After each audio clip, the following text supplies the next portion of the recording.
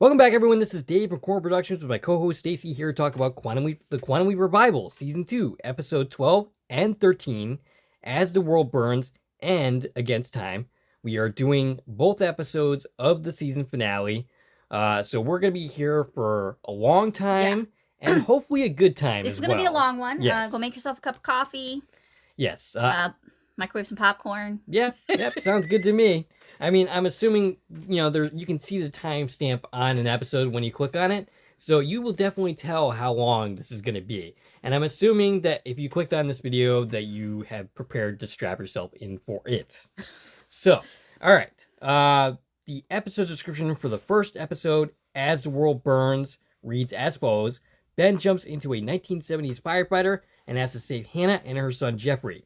The episode description for Against Time reads as follows. Gideon puts all his cards on the table with Ben, and the latter races against time to save at least 2 lives. The first episode was written by Benjamin Rabb and Derek Hughes, and the second was written by Drew Lindo. The first episode was directed by Pamela Romanowski, and the second episode was directed by Chris Grismer, which happens, as I mentioned several times, is my favorite director on this series. And, by the way, he did an exceptional job in the actual final hour of this series. Your favorite, in addition to Deborah Pratt. Of course. So, okay, before going any further, I'll tell you a couple of things. One, this is not a spoiler-free podcast. If you haven't watched the episodes, I highly recommend you go and check it out, and then come back and give us a listen. Nothing but spoilers ahead. Yes. Secondly, if you were on one of the platforms that this podcast is now available on, please subscribe. You can also head over to my YouTube channel, Quorum Productions, where additional content can be discovered, both Quantum Leap related and otherwise. If you're already on my YouTube channel, please like, share, and comment, as well as subscribing to our channel. All right, shout-outs this week. All right. Hannah Cruz. Before we get into the episodes themselves, do a little housekeeping. Right. Hannah Cruz, from The Connector, the play that Scott Bakula is in currently, had a birthday this Monday, I believe you said, right? Yeah. Yep, and I have no idea how old she is. I'm not about to ask. Not polite to ask, as you pointed out to me. You love to ask people that question. Yes. The MCC Theater commented on your video about the MCC Theater, specifically talking about their donations that they're looking for and what they can get. If you haven't seen that video, go and check it out. That's, of course, the theater that hosts The Connector, the Scott Bakula play, that Hannah Cruz is also in. Yeah, I had received a phone call from Alessandra that works at the theater, and so I just posted a quick little video on our channel talking about that and about the show's extension, about Hannah going over to Suffs on Broadway. So there's a couple of cast changes in results of that for The Connector. And in addition to that, another person commented on that. Lorraine Feel commented, the code that you said for that video. Both the MCC Theater and Lorraine did that. Okay, I hadn't seen Lorraine's comment. So Lorraine is pretty active in the Facebook groups, and she's actually a friend of mine on Facebook as well. Mine as well. Yeah. So hi, Lorraine. Yeah. Thanks for listening. That's the first time that we've seen her comment on one of our videos on the channel. Yeah, we gotta get back into that. Is doing an end video code word. Yes. Yep, it's fun when we do it. I think we will definitely be doing it for this time. Okay. Because we're probably going to be like a 4-hour podcast today. All right. So Ashley Wright was asking about the ratings, whether they take into account, not live ratings, I'm blanking on what we would call that, the streamers, when they appear on the streamers. And yes, they absolutely did take into account that last season. Right. We're assuming the thing is that information's not public. Right. So we as an audience don't know what the streaming numbers are. And unfortunately, the live ratings were once again not good even for the finale. Yeah. And you know what's really weird? The numbers for the first episode were higher than the second episode. Like, it dropped down, it was like by 0.20 You know why? or Some people probably went to bed. Yeah. And they're like, I'll watch the second episode on Hulu or on Peacock because I got to go to bed at 10 o'clock. Right. So that was interesting.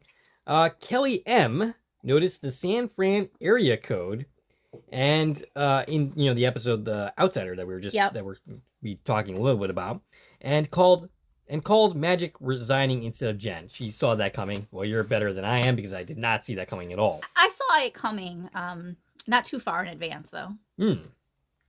Miss Carolina Emu she actually donated, did a super like for us and gave us a little bit of money. Thank you. Thank you for that. And she said she loves our show. Yay. So thank you very much. It's always nice to hear that. Brandon thought last week's episode, The Outsider, was stronger than the previous one and is starting to get invested in the non-Ben side of the story. Now, the project scenes in both of these episodes were actually very good, probably better than than most of the ones at any point in the season. Okay, so Stacie, your thoughts on the 2-episode finale? Okay. Well, before we get to that, I Oh, do have a couple of right. points my bad. to go back to on The Outsider. Things that we learned after we recorded that episode. Yep. So first thing is when I was watching, like, do you remember the scene with when they're at the motel? They meet up with what was his name? I don't even remember now. Robbie. Not dead guy. Not dead guy. Yeah, Robbie Barlow. They meet up with Robbie at a motel. Remember that scene? Mm-hmm. Okay. So when I first saw that scene, I had this just fleeting thought in my head. This reminds me of Bates Motel. Okay. And I hadn't connected the dots that Quantum Leap is filmed at the Universal Backlot. Right. Where that set exists and is part of the Universal Studio Tour every day. Right. It was filmed at Bates Motel. Wow, that's pretty sweet. Yeah, so that was Bates Motel, and they had to apparently use some fancy camera angles to make sure we didn't see the house on the hill in the background. And actually, the man that you can see in the background of that scene, he's working in the office. Yep. When Connie goes in, I think her name was Connie, right? Yes. She goes, yes. She goes in to make the phone call, and there's a gentleman working in there. That's actually Ben Stauber is his name, and he plays Norman Bates on the studio tours. That's funny. Yeah, so if you go on a Universal Studios tour, when they get to Bates Motel, he'll go and chase after you with a knife or whatever. Well, that's a little scary. Playing Norman Bates, so that's pretty cool. It was actually shot at that Bates Motel set. That's pretty awesome to know. Yeah. And the other note I had, just going back to The Outsider, is that one of the things I specifically mentioned during our podcast, was negated in the final airing of the show. Okay. So, remember, not tonight because we didn't get screeners this week, but in previous episodes, what we're watching isn't the final version, right? They do some tweaks and edits still before it becomes the final air version. And in the screener that we had watched for The Outsider, when they called back the number of who the source was, and they ended up with Robbie's office, it was a male assistant that answered the phone and said Robbie's not here right now. And I had made the point in our podcast that they never suspected it could have been that person that was the source, right? And just immediately assumed it was Robbie himself that was the source. But they fixed this in the broadcast because that had been replaced with a female voice. Oh, okay. That it was a female that answered the phone in the actual final air version of the episode. Gotcha.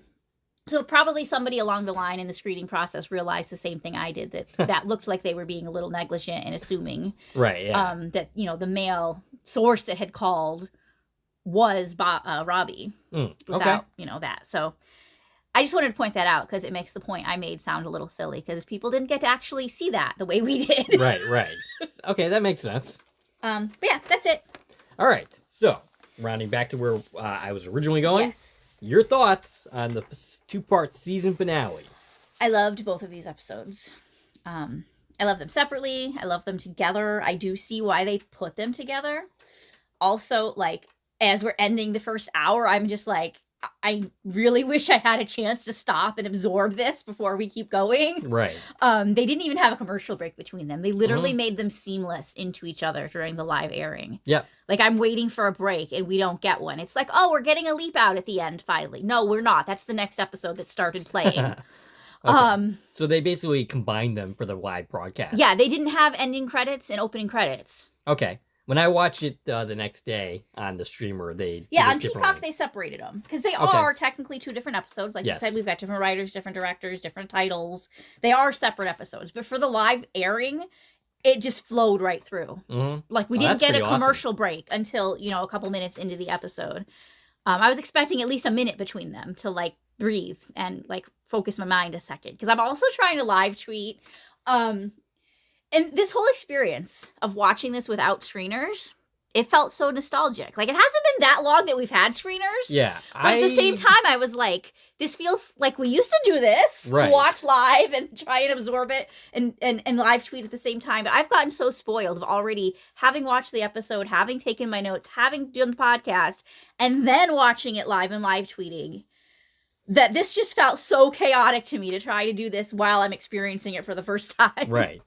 Now, I kind of actually like, the old days when I was just watching on Peacock and not necessarily having screeners and seeing it for the first time, before taking my notes.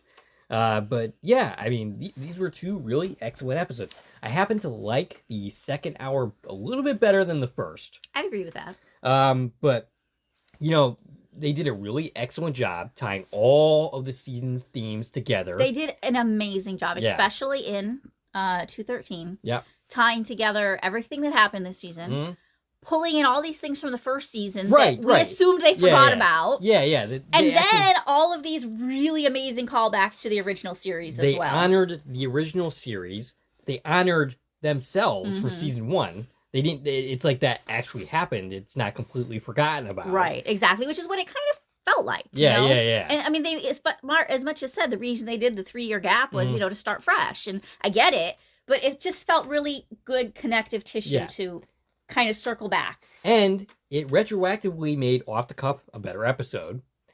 Also adding weight to the family treasure, that moment where Ben writes the letter. Mm-hmm. You think that's a throwaway moment, like that it's not going to amount to anything. No, it's a very important plot point for how this episode plays out. I feel like they did an amazing job at pulling everything together. Yeah. And I do have some also major issues. I mean, we'll get to those. There's definitely some logic gaps. Yeah. It did not affect my enjoyment of the episode. Exactly. But we're certainly going to point them out because that's what we do here. Yeah, and where I have that in my notes is at the beginning of the second episode. Okay. Is where I place that stuff, because that stuff really is that's where it all comes together, is in the second episode.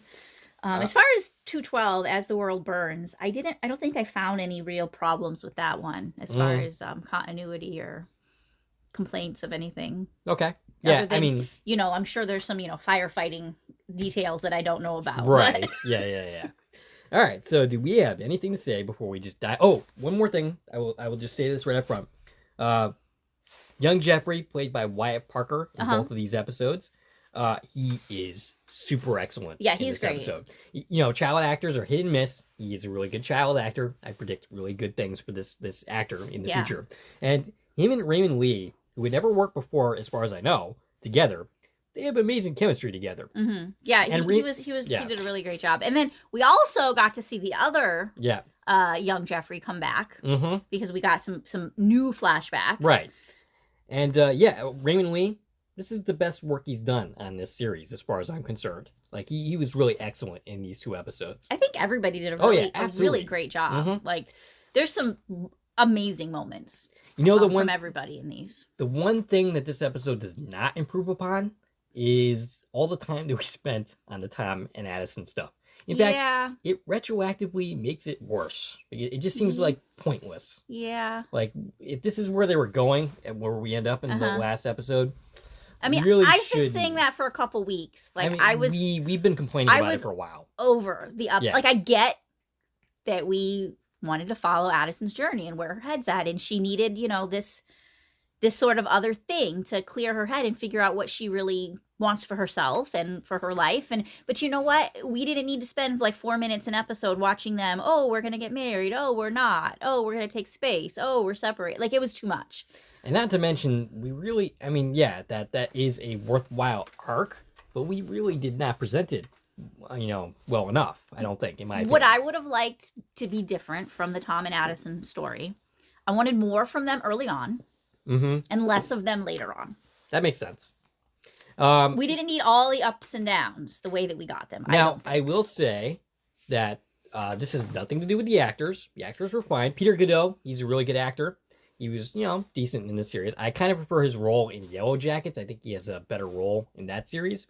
But, yeah, I mean, at the end of the day, Tom was kind of a waste. If this is the last we see of the character, and he doesn't come back for a theoretical season 3 that we don't know we're going to get, it's a total waste. Yeah. They wasted a decent actor on this role.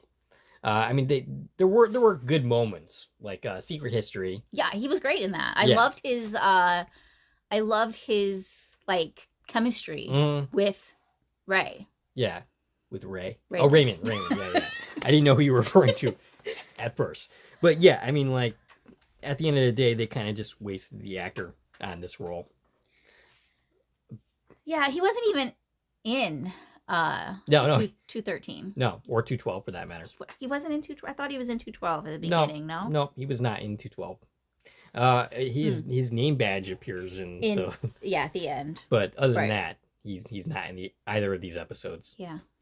All right, so do we have anything else to add before we just dive into it? All right, so we're going to talk about As the World Burns. Yeah. Right, we're going to go through that, and then we'll kind of reset a moment and dive into the second hour. Yeah, that's how it's going to work. So As the World Burns, specifically on that episode, I got hints of 2 classic series episodes. Just little hints. Okay. What Price Gloria with the ledge scene. Okay, yes. And Disco Inferno, which also had to do with like a fire and jumping out of a building. Right, yeah. In that case, that was a movie set. It was a movie set, yeah. But then people were actually supposed to like die. Right. Yes. Yep. That makes sense. All right. So, do we have anything else to add before diving in? Okay, we're in 1974, Baltimore, Maryland, at the Excelsior building. I meant to look up if that's a real building, and I never got back to doing that. I'm going to say it's not, because they burned it down and said it was a horrible thing, so it's probably not real. We didn't get an exact date in this one. Yeah. That makes me sad. Mm-hmm. All we got was 1974. I didn't pick up any other context clues to give us a more detailed date in this one. And I wouldn't have been able to do that.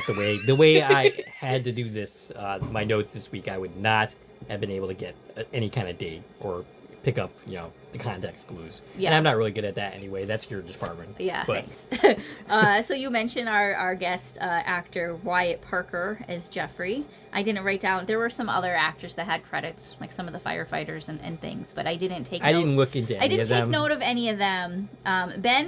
Ben's host is named Otis Burton. He's a 20-year firefighter about to retire, and we actually have an actor for him because he does have lines in this one. He does, which is rare, and that was a good moment. That was a great moment, too. He's played by Jermaine Jacques. I'm probably saying that wrong, sorry. Usually we don't get credits in this series for the mirror image because we don't get a credit unless you have a line. I don't even think he was a mirror image. We didn't actually see We did, right in the beginning, we got a mirror image. Oh, right, the very, first scene. Okay. And then at the end, we meet him and he has a line. Gotcha. But actually, I'm pretty sure it was his voice at the beginning, too. Oh? Okay, so we might as well, we don't start there, but we start with the project. Okay. So, the episode starts at the project. Jen is arguing with Magic about leaving the project. She wants him to stay and fight. Magic wants them to focus on what they can control and get Ben home. Meanwhile, Ben leaps in. Yeah, and he sees the reflection in the mirror. First thing. So right ahead of him is like a dresser or something. He sees a mirror and he goes, I'm a fireman. Cool. And I think that was the host voice actually saying it, not Ray's. I could be wrong about that. But then he had a line at the end, too, which is why he gets the credit. Okay. But yeah, he's just like, oh, that's pretty cool. I'm a firefighter. And and then, we get this kid on the other side of the room that's like, hello, there's fire. Put it out. Yep. So he ends up putting out the fire. They find an unconscious person on the floor who Ben mistakes for the kid's father. And the kid is like, no, that's not my father. That's the neighbor. My father passed away a couple years ago when we lived in New Jersey. Right. And this is so far not clicking in Ben's head at all. Right. He reveals... Yeah. Oh, so, okay. So the father is not actually dead. He's fine. The neighbor. The neighbor, rather. Yeah, so yeah, Ben checks on him. He's fine. He radios for help. We're on the 28th floor of this building. Mm-hmm. And that's important to remember as we go through this story is how many freaking flights of stairs they are running up and down through this entire episode. Well, I hope they certainly got their exercise in during the course of this episode. So yeah, this is the 28th floor. And the fire started but what the experience that the boy is telling us is they were working on this new circuit board that he built. And all of a sudden, when the neighbor touched it, it sparked, and there was this little explosion, and it started a fire. And Ben's like, wow, this is pretty advanced. And the kid is like, how the heck would you know? Yeah, he was being very condescending. Of course, this fireman can't know anything about a circuit board. Right. So a woman comes in and reveals that the kid's name is Jeffrey, which makes Ben realize who the kid actually is. And who the woman is. And, of course, it's Hannah. She realizes who he is. She took a moment longer than she usually does. But she plays it cool in front of her son. Mm-hmm. And we'll learn later why she's being very specifically not wanting to bring this out to her son. So she reveals that the neighbor was Professor Priestley, who helps with Jeffrey occasionally. Hannah works in D.C. now, working in the physics department, but things have been tough. And Ben starts to give her stock tips, one which was for Apple, and I didn't quite catch what the other one was. I did not write them down. Thought there were 3 or 4 that he mentioned. I didn't write down what they were, but they were. He was like, "Yeah, when it comes out, invest in this and this and this." And Hannah is being very, very good person. Moral? And she's like, I'm not going to do that. That has to be against the rules. Mm-hmm. I mean, obviously it is. And Ben's usually a rule sticker. But, he's got this soft spot for Hannah. Right. He wants to help her in any way that he can. Mm-hmm. Now, we've seen Jen do this before. She gives people tips. I can specifically remember an episode that this made me think of. Yeah. Where Ben objected to what Jen was suggesting, but then going along with it. And that was the episode I can't think of the Ben's title. Song for the Defense. Yes, there we go. When Jen came in with her legal expertise to help him lawyer up. Now, Jeffrey overhears the stock tips, which makes... We don't know this. I mean, we get a hint that he's overhearing this. Yeah, he definitely is paying attention to the conversation. But to me, that should also mean that he should be catching the rest of the conversation as well. And I think he should also overhear her call him Ben at this moment. Perhaps. Yes. But he doesn't seem to recognize that at this point. Maybe it's because he hasn't read the letter yet. That doesn't happen until the end of the episode. Yeah. I don't think he ever ended up reading the letter until now. He knew about the letter, but he hadn't had it in his hands previously. So he reveals he heard about Josh, and he apologizes. She says it wasn't his fault. He tried, and she loves him for that. Yeah, which that's a statement that should get Jeffrey's attention. Right. You love this firefighter because Dad died 2 years ago. Right. I mean, he's certainly paying, that's, like I said, he should be catching up on more than he seems to, but he only seems to pick up on the stock tips. So Addison appears to tell Ben that Magic resigned from Quantum Leap. Ben is shocked, and Addison explains the entire plot on the project side of things for the entire season. The whole chip thing, which, of course, Ben knows nothing about any of this. Right. Addison realizes that Hannah is here. And she's surprised by that. She's like, what, Hannah's here? Right. And she ends up saying the leap is not about Hannah. And Ben is quick to point out, it never really is, directly about her. Once or twice it was actually about her. But, they shouldn't be surprised to see her at this point. No. So she ends up giving Ben the rundown, all the things that you mentioned about who he actually is. Mm-hmm. And he's here for an entirely different reason, but they don't know what the reason is. So Ziggy says there's a 74% chance that the fire was an isolated incident, and he's here to help someone else. Well, thank you for that, Ziggy. Okay, listen. In the original history, we're soon told the whole building burns down. Otis Burton dies. Yeah. As well as 4 construction workers. Yeah, Ziggy's... We're very soon told that. Right. Ziggy's asleep at the wheel, per usual. Why did Ziggy not know that already, if that's the original history? There shouldn't be any statistics involved in that. That's what happened in the original history. Right. The odds should only be swayed one way or the other once the Leaper starts doing things to affect the timeline. Right. So unless him having this conversation with Hannah... it already affected the timeline. I'm not getting... this isn't making sense to me. Right. Are we suggesting that, Jeffrey did something to accelerate the fire because he was pissed off? No. And, it's and I believe, that... How does this not involve Hannah and Jenna? I mean, Hannah and Jeffrey. They're in the building that catches on fire and nearly explodes several times. It sounds like they made it out the first time, but... the host is supposed to die. That's kind of... It just doesn't make sense to me of why it's a 74% chance. No, that's 100% chance. He's supposed to die unless you change something. Right. This is Ziggy being exceptionally bad at Ziggy's job. I almost lost one of my pages. So back at the project, Magic is packing to leave, and the crew watches. Ian talks about the sacrifices they made, and this is the thanks they get. And yeah, there is no such thing as loyalty when it comes to your employer. I got a very good recent example of that myself a couple of months ago, but we won't get into that. So, Magic comes down, says goodbye, and tells Ian to use the time he bought them to bring Ben home. Yeah, and also Magic tells Jen that he suggested an interim replacement for him until they hire a new head of the project. And Jen's like, okay, let me know who it is so I can get them up to speed. Right. And he's like, it's you. Right. She's completely taken off guard. She had no idea that he would have picked her to be in charge. Right. And of course he would. You know, he loves her like a daughter. Like, the whole reason you're out of jail is because he wanted you to work on this project. Mm-hmm. And, yeah, this is all going to be irrelevant by the end of the episode. Right. But, you know, Jen does a decent job running things. But it reminds us, you know, how close their relationship is. Mm-hmm. So, Magic gives her a pep talk to a very skeptical Jen and says he's proud of her. He's proud of all of them. And he leaves. And that's sad. Though we all know this is not going to last for the entire 2 hours of this episode.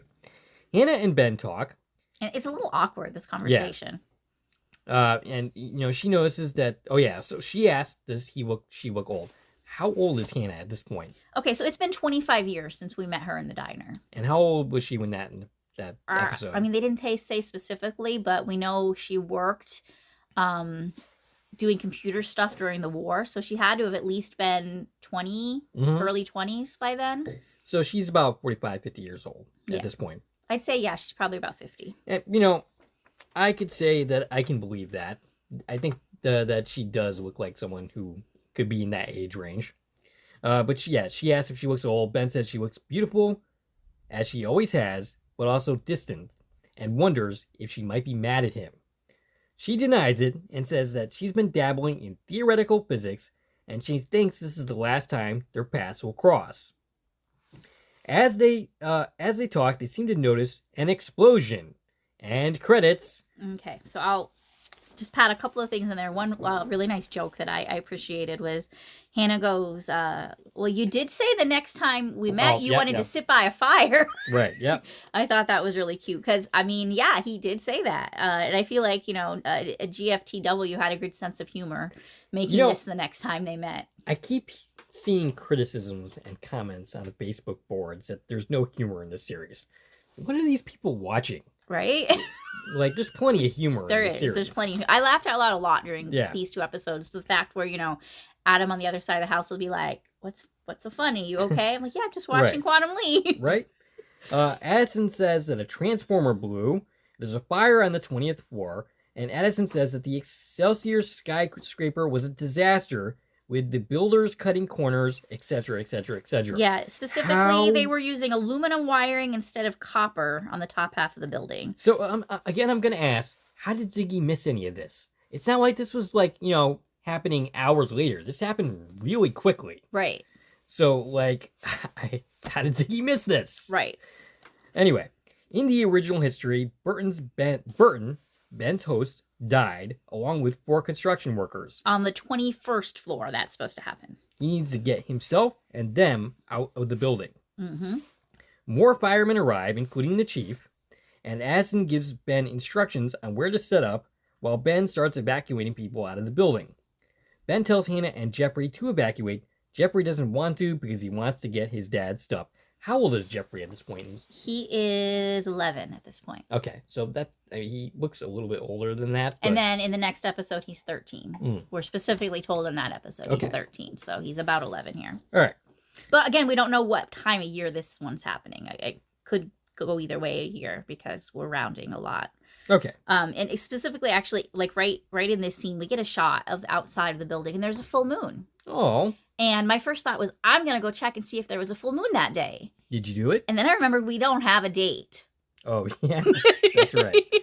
So you can't do that. Can't do that. Okay. So he ends up arguing with his mother, and Ben says that he will get his things, which I think Ben has no intention of actually doing. I I'm sure he would if he had the opportunity to. Yeah, but I'm sure he realizes that he doesn't. You know, if you watch This Is Us, you know, you don't go back in a fire to collect things. There was a very specific moment that really reminded me of This Is Us, and we'll certainly get there. So there's some discussion about faulty wiring and how it affects things. I guess the sprinklers didn't go off or something. Yeah. And Addison all around, it's a really bad failure, this building. Addison says he needs to get to the workers before the next explosion. Ben starts to go, but Hannah follows, saying he needs her help. Every time their paths have crossed, it's because he needed her help.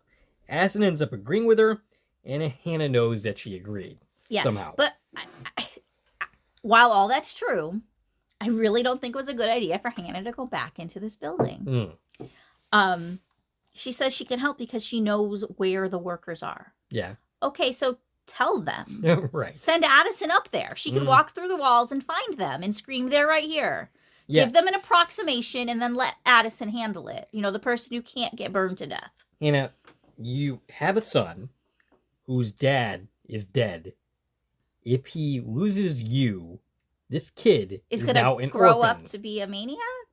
Yeah, I mean, I actually thought that that's where they were going to go with this, honestly. But that's not where they totally went with it. But anyway, so Ben reluctantly agrees. Ben and her find the workers who are completely oblivious. Yeah, so now we've gone down 28 flights of stairs, back up 21 flights of stairs. That's 49 flights of stairs these two have done so far. They're getting their work out of it. But they're completely oblivious to the fact that the building is on fire. Yeah, they've got like headphones on playing music. They're upset that this guy just burst into their workspace, and it's too late now. Right. The fire is in the hall right outside of the apartment or whatever room this is that they're renovating. So after some conversation, they realize that the only way they're getting out of this is to go through the fire. And Hannah finds a very sciencey way to do it. My notes say Hannah Sciences. Yeah. That's funny because I say sciencey, so basically we're on the same page there. Addison ends up disappearing, and we go back literally disappearing. Yeah. It's because Ian is using more power working in the DARPA project. Okay. What the hell? Yeah, Jen literally says, "Sorry, I had to divert power from the imaging chamber so that Ian could continue working on the DARPA code without anyone noticing." In this moment. Right. What's the priority here? Right. This fire seems like it should be the priority over this code that we've already said could take years to crack. Take a coffee break on the code and let's worry about living through the day. Right. And Addison is pointing out that the building is literally on fire. We need to get this back online. Yeah. In my opinion, in this moment, Jen is not doing a great job taking over. Yeah, fair enough. Priorities, Jen, priorities. Hannah and Ben talk, and she makes a joke about being trapped in a burning building and still being worried about his hologram. Hannah knows that Addison is more important than that, and she's figured out that she is the ex-fiancée that he brought up in the... I thought he had told her that already. Did he? I thought so. I don't think he ever actually mentioned who Addison was. He talked about the ex-fiancée, but I don't think he specifically mentioned it was Addison. Yeah, correct me if I'm wrong. Those who are listening to us. We should still have some people. We're only at a little over a half hour. Yeah. We're a tenth of the way there. Right. Okay, so... she knows what it's like to lose someone you love, only he hasn't lost her. And she says that love is timeless. Yeah, which was a line I loved because I was able to hashtag timeless and Quantum Leap together. That's pretty sweet. And... thus, they are always connected, and she goes on about this for some time. Yeah, and during this, Ben has a flashback to the day that he met Addison, when they first met on the project. So, Ben gets the construction people ready to go. Jen gets everything back up and running, and they celebrate about this. Ben and Co. make their way through the fire. Yeah, they have to go 50 feet down the hallway through an active fire. That's a little scary. They made look pretty easy. They get through that.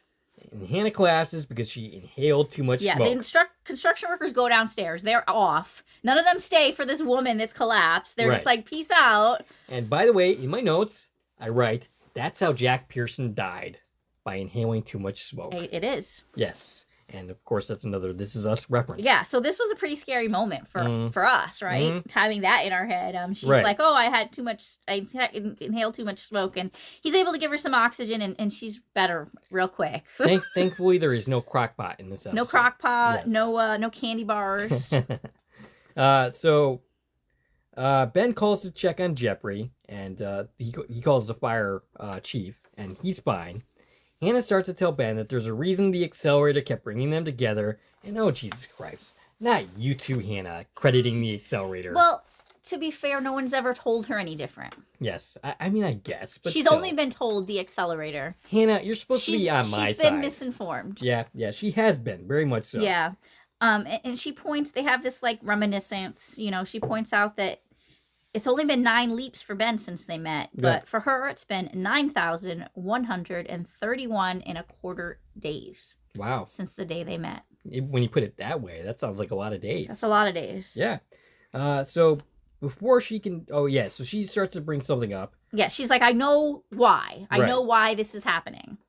But then there's some shaking, and Addison realizes that Jeffrey is missing. Hannah ends up panicking, calling the chief, and she realizes that he went back to the apartment for his things. For Josh's things. Right. Ian is working on the code, and he's monologuing. He's saying, he tasks me. And Jen comes in and asks if he's quoting Moby Dick. Ian says, nope, he's quoting Star Trek II, The Wrath of Khan. You know what's really funny about this? What's really funny about that? Khan, in that movie, was quoting Moby Dick. Or at least Herman Melville, who wrote that book. So that makes more sense with those connections. So thank you. Yes. I wasn't sure what was going on in any of that. Yeah. So Ian is struggling. The math is not mathing. He's calling the code art. Van Gogh. They cannot crack the code at all. Jen can't get the file unredacted and refuses to hack the Pentagon and get the project shut down in the process. She's being responsible to the project as the project lead. Hannah wants to go get Jeffrey, but Ben holds her back. Addison does some recon, and Hannah reveals that Jeffrey blames her for her father's death. Ben reassures her that it wasn't her fault. Addison finds out that he's up there, and they start to go and get him. There's another explosion. They seem to get away, but another blast blasts them away, and Hannah is pinned down. Yeah, she's trapped under a bunch of debris. And I think they said they're on the 25th floor now, so we're still moving floors. She is completely pinned. Ben cannot free her. Right. Ben doesn't have time to both save Hannah and to go get Jeffrey. Ben doesn't want to go, but Hannah insists, and Addison ends up backing her up because Hannah asked Addison to do so. And I love every moment we have between Hannah and Addison. I think every time we've done those scenes, they are so beautifully written, these two characters that can't communicate with each other. All right.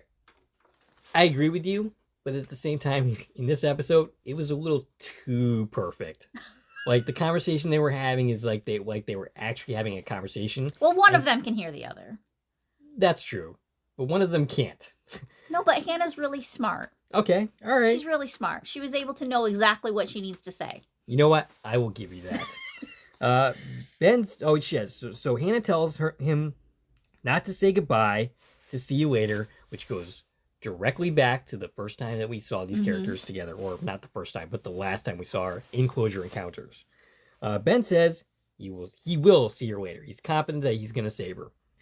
Ben leaves, and Hannah reveals the code for the team to see. She's writing in the debris. Yeah, because Ben asked Addison to stay with her. It's something that Sam would always do with Al. Can you stay with this person? And he's like, there's nothing I can do, but sure, I'll stay with them. Right. And so it was very much that moment. The difference is Hannah knows that someone is there watching over her, even though there's nothing physically she can do. And as soon as Ben leaves, Hannah has this secret, right? She doesn't want to tell Ben. She just wants to tell Addison. She's like, I have something I have to show you. Right. And starts, making the code in the dirt. She thinks she's about to die. This is her dying thing, is she wants to make sure they get this code. So Addison realizes that she was the one that wrote the DARPA code, and they seem to have a conversation, which happens over multiple scenes. Yeah. So I kind of condensed that in my notes, but Jeffrey gathers his belongings and finds a letter. The letter. And instead of putting it in the box with the rest of the dad's stuff that he's gathering, he puts this in his pocket, which is important because, unfortunately, he's not going to end up recovering the things in the box. Ben ends up finding him, and Jeffrey reveals his anger. Ben tells him he knows what it's like to lose a father, and it's very curious that he says his father, because Ben does not remember his father. He even says so in the next episode. Right. It's his mother that Well, I he mean, lost. he lost him, just not to death. He lost him in the sense that he left and wasn't there to raise him. So he brings up the anger, and he emotionally pleads with him to come with him. Yeah, it probably would have made more sense in this scene if he said, I know what it's like to lose a parent. Right. Yeah, probably. Jeffrey asks, "Who are you?" And Ben says he's just a friend who's trying to stop something that was originally right from going horribly wrong. Ben grabs some things, and there's a DARPA folder sitting there that we see. And, once again, this is a beautifully acted scene on both the actors' parts. Wyatt Porter, who I've already brought up, and Raymond Lee in the scene. Beautiful. Ian excitedly realizes that the code was Hannah's and that she completed it so they can bring Ben home. Right. The part that's been redacted that they haven't been able to figure out from the file, Hannah finished in the dirt. So Ian says, that's all I needed. I can do it now. Hannah reveals that the code will trigger a temporal realignment. I have no idea what that means, but, it sounds good. Hannah goes on to talk about how some things, no matter how far apart they get, they are always drawn back together. And he's talking about Ben and Addison. Right. And the theory of entanglement or whatever. Quantum entanglement. Yes. And we also get like another flashback. So this time it's Addison having the little flashback, and it's to the engagement party. So both of them now are being reminiscent about their earlier days together. Right. Leading us to a place where, of course, they're going to get back together eventually if we get to go there. Ben realizes they need to escape the fire via window. Ian tells Jen that one mistake would have Ben swept away in the currents forever. He's specifically talking about why they can't just use the code right now, because they have to be careful. Yeah, we have this ongoing analogy that time is like a river. So everything's being compared to a river during all of these conversations. Jeffrey ends up leaving his the things behind, except of course the letter, and they end up going out onto the ledge. Ben nearly falls and stops himself from doing so, and insists that Jeffrey jump. Yeah, so and gives him a pep talk, which calls straight back to something that his father had said to him. Yeah, that I don't have it in my notes. He says courage is some. What does he say?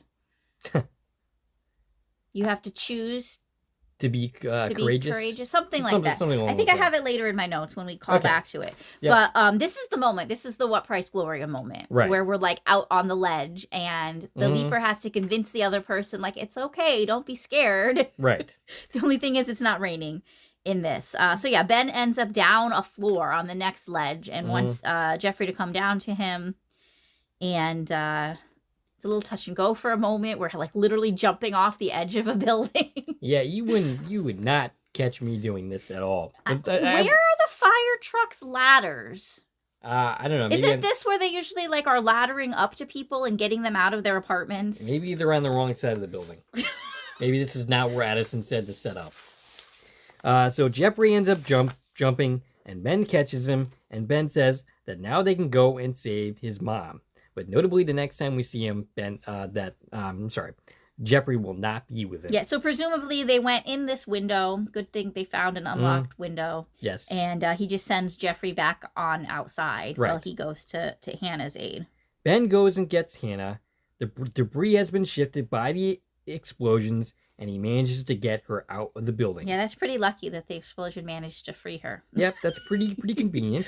Jeffrey and Hannah reunite, and Jeffrey realizes that Ben quoted his dad to get him to jump, and wonders how when he never actually met his dad. Oh, and here's where the quote is. Yeah. I just say courage is a choice. Okay. We had it. Addison appears and realizes that Burton has a happily ever after. Ben, instead of dying, he retires in a month, which is what we were told at the beginning was supposed to happen. Right. Ben thanks her for watching over Hannah, and Addison tells him to say goodbye for her and to thank her, and that Hannah knows what she means. Yeah, everybody's keeping this all super hush-hush secret from Ben. He knows nothing that's going on, and every other person is involved in this, including Hannah. Well, I think what Addison is thanking Hannah for is not the code to bring Ben home, but to remind her of the importance Ben has to her. I think both. You think so? They had a moment. Yeah. And Addison couldn't participate in that moment. And she's just like, let her know, like, right. I heard you. Right. Thank you. You know, it'd be really funny, though, if you know, we saw Addison leave to go tell Ben something and Hannah's still talking. Right. Yeah. So Addison returns to the project. Ian says the only way Hannah's code works is if Ben swaps places with someone, which I think is a theory that you brought up at one point. Somewhere, didn't you? Yeah, so it comes from, someone had brought it up first that made me think about it. It comes from, Elite Back. Okay. The only time Sam ever made it home was when he swapped places with Al, and Al leaped. Right, okay. So there's that idea that, you know, you can come home, but somebody has to be out there. Going back again to that thing that we didn't like, which when Tom was saying, oh, it's leaping is a sacrifice, right? It's a one-way trip. It might not be a one-way trip, but they're suggesting somebody has to be leaping. Mm-hmm. Once a leap has been made, there always has to be a leap. Gotcha. But they are soon told to step away from their councils by a person with a gun. And Addison asks on whose authority, and when you know it, it's Gideon. Gideon Ridge walks in and says he's in charge now. So Ben warns Hannah about watching a movie that's going to come out in a few years called Backdraft. He doesn't specifically name Backdraft, I don't think. Okay, what I got is he said a movie coming out this year. Oh, so which would be The Towering Inferno, came out in 1976. Okay, so I got the wrong movie. But I think Backdraft was still a couple decades away, no? Yeah, Backdraft was in my lifetime, so if it's a couple years, you're correct. It's not that movie. Yes, he was talking about Towering Inferno. Or was he? Because I was wondering, is he actually talking about the fictitious Disco Inferno? Oh, okay, maybe, possibly. But that actually wasn't filmed until 1976, and this is 74. Gotcha. So it wouldn't have come out that year. Did he say this year or a couple years? He said this year. Okay. I'm pretty sure. That's what I wrote, anyways. So they start to say goodbye. Ben thinks that what Jeffrey and Hannah went through might be the start of the healing process. Unfortunately, that's not quite the case. Hannah says that their brief time together changed her life. I actually have the whole quote. This is my favorite quote from the whole thing, so I'll read it. She says, take it away. In our brief time together, you have changed my whole world. The doors you opened, the adventures we shared, impossible experiences I never would have had if you hadn't walked through that diner all those years ago. It was the greatest gift.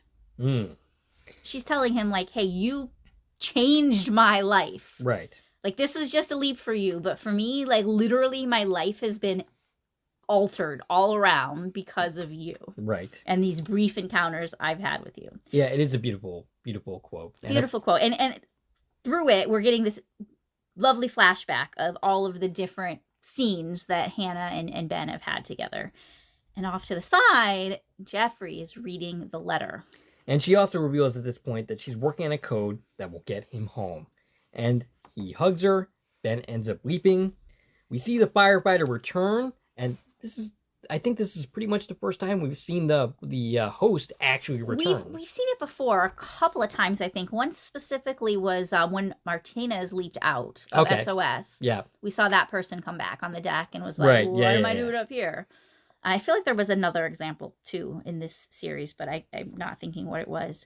But yeah, we don't get to see it often, and this was a great little moment, right? Right. And we also got to see Hannah do something we know Hannah must be really good at now, which is taking care of that situation. Right. And she's very good at it. She's like, oh, you hit your head. We need to sit down. And so Jeffrey is observing this, and he realizes, while reading the letter, exactly who was there before. Back at the project, Gideon ends up firing them all. Firing everybody, taking their access badges. Ian tries explaining that they know how to bring Ben home now. They just need another minute.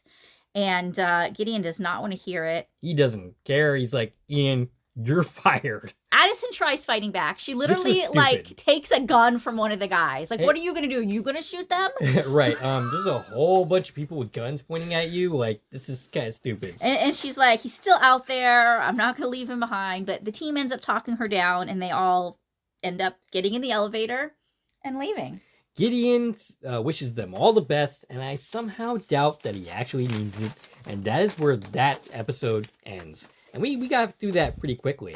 I think most of our ranting is going to take place after this in the second part of the episode. I got a lot of ranting to go. Because in the next episode is where we really start pulling everything, and I mean everything, together. Yep. And I want to point out that during my live tweeting of this, Dean Georgeris, one of the showrunners, was very active in live tweeting. He actually liked and replied to a bunch of my tweets. Oh, okay. So that was pretty awesome. Did he have anything specific to say? Nothing I pulled out specifically, but he was basically like, "Yeah, this is it. Right. We're doing this."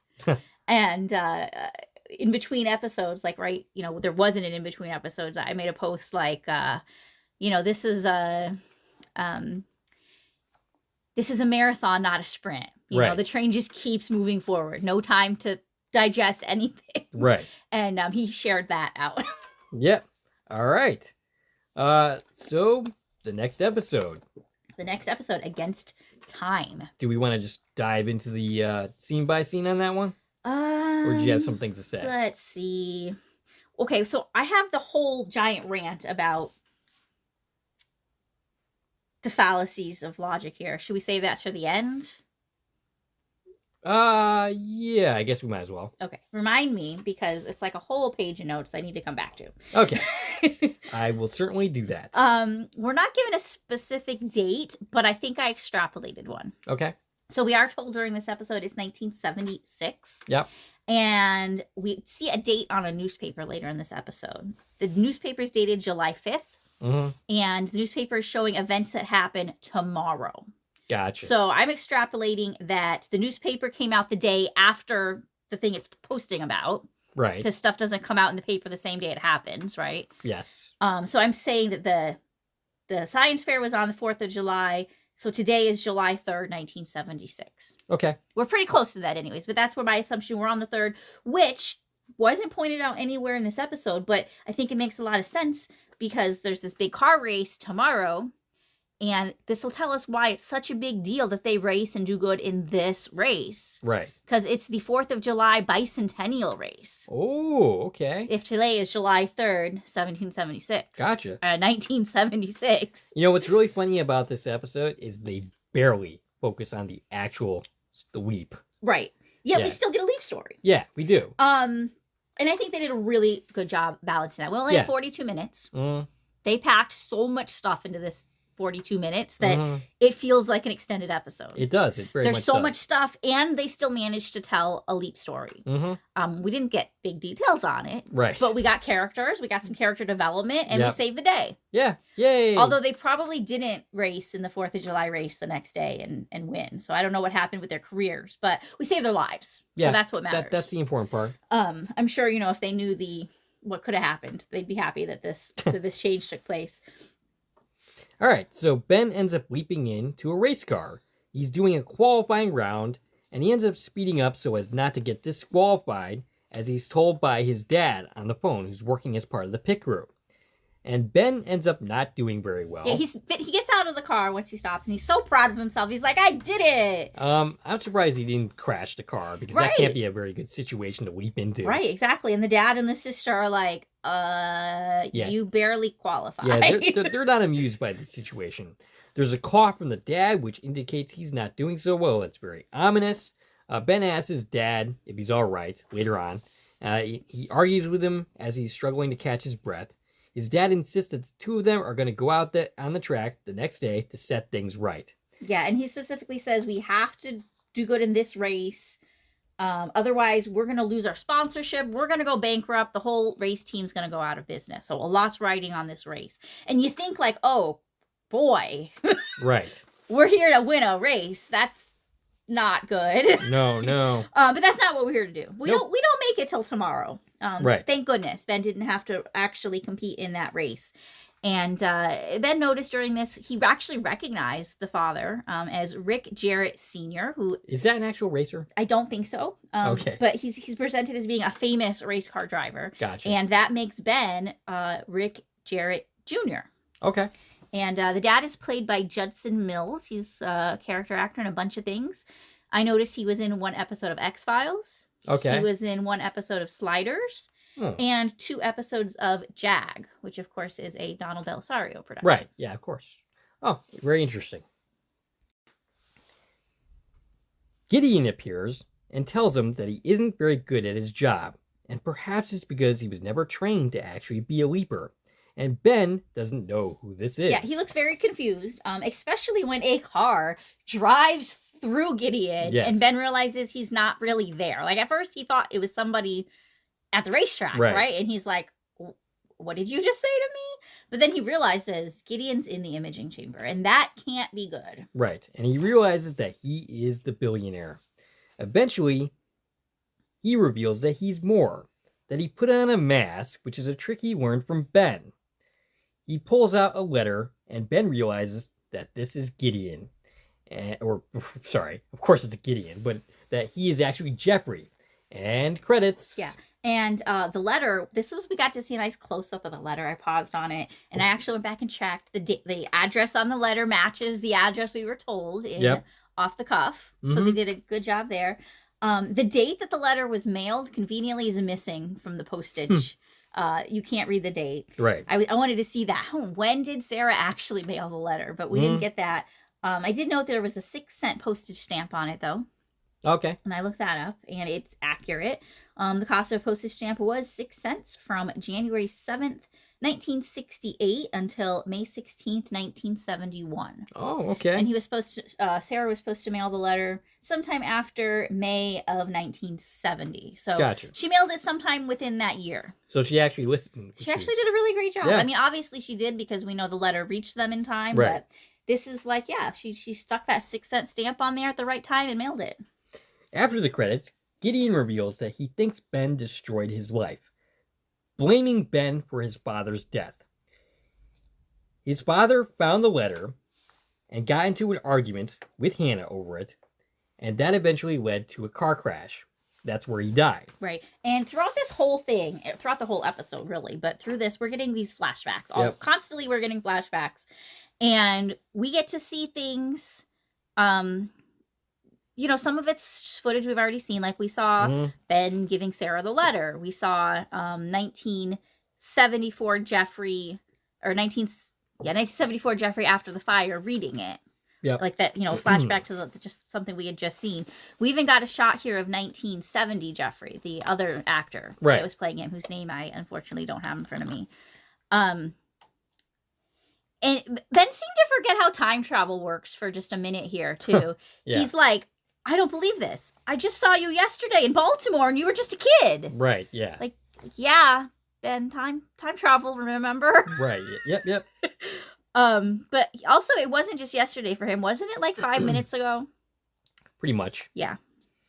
He realized Ben was real. He didn't realize that Ben was real until the fire. And he read that letter and he saw how that firefighter was behaving. He used Ben's stock tips to become a tech billionaire. And he wants to use the swap code to swap with Ben and change history to benefit him. Right. What's really funny is what we actually eventually end up learning is that Ben is in no real danger of being swapped out. And there's an alternative version of this series where that turns into an odd couple comedy that I would really enjoy. That would be interesting. The world where Ben and Gideon have to like leap together. Right, and do right wrong with what once went wrong. That'd be really funny. Someone had suggested that where we end up at this is too much like Timeless, which I disagreed with. Yes, there's so many differences. Mm-hmm. But that might have been a little too much like Timeless if you had Ben and Gideon leaping together and Gideon's trying to like change the world for power and Ben's trying to stop him. Ben is trying to they're trying to kill each other anyway. But one thing I found really interesting to note during this scene is Gideon was referring to Hannah. Yes. He said Hannah did this. You told Hannah. He doesn't call her mom. Yeah. I feel like he really has disassociated himself with Jeffrey. Yeah. Like, I feel like in his heart, he's like, I'm a different person than that kid. He never once in the scene says my mom. He just says Hannah multiple times. Ben I mean, said, that could have just been for our benefit. Like, hey, we're pointing out like who we're talking about. Right, but... right. Ben says Quantum Leap isn't about power, but helping people. And he tells Ben that he better wrap things up. He doesn't have much time. And he leaves despite Ben trying to convince him not to go. This opening scene with the two of them, exceptionally well done.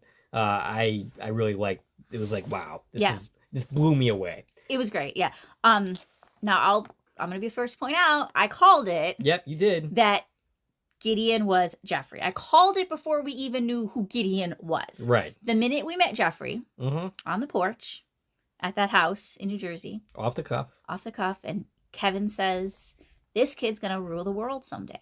I was like, oh, that was foreshadowing. Yep. He is Rachel's boss. We didn't know anything about Rachel's boss yet, but I knew that this little boy was Rachel's boss, and I was right. Yeah. So that's my I told you so moment. Yep. Yeah, I'm not so proud that, I figured it out, because a lot of people figured it out since then. Right. But I'm proud of how quickly I figured it out. Yes. Yep, you definitely did. I did. And I think that was great. Yay. Yep, you definitely deserve kudos for that. But anyways, the point is, even though I saw this coming like as far back as possible to see this coming, it was still beautiful. Yeah. The way it all came together. Oh, absolutely. The way they connected all those dots with the stock tips. And, I saw this moment of, the moment that Jeffrey saw Hannah and Ben almost kissing. Right. Like, we saw a flashback of Jeffrey's perspective.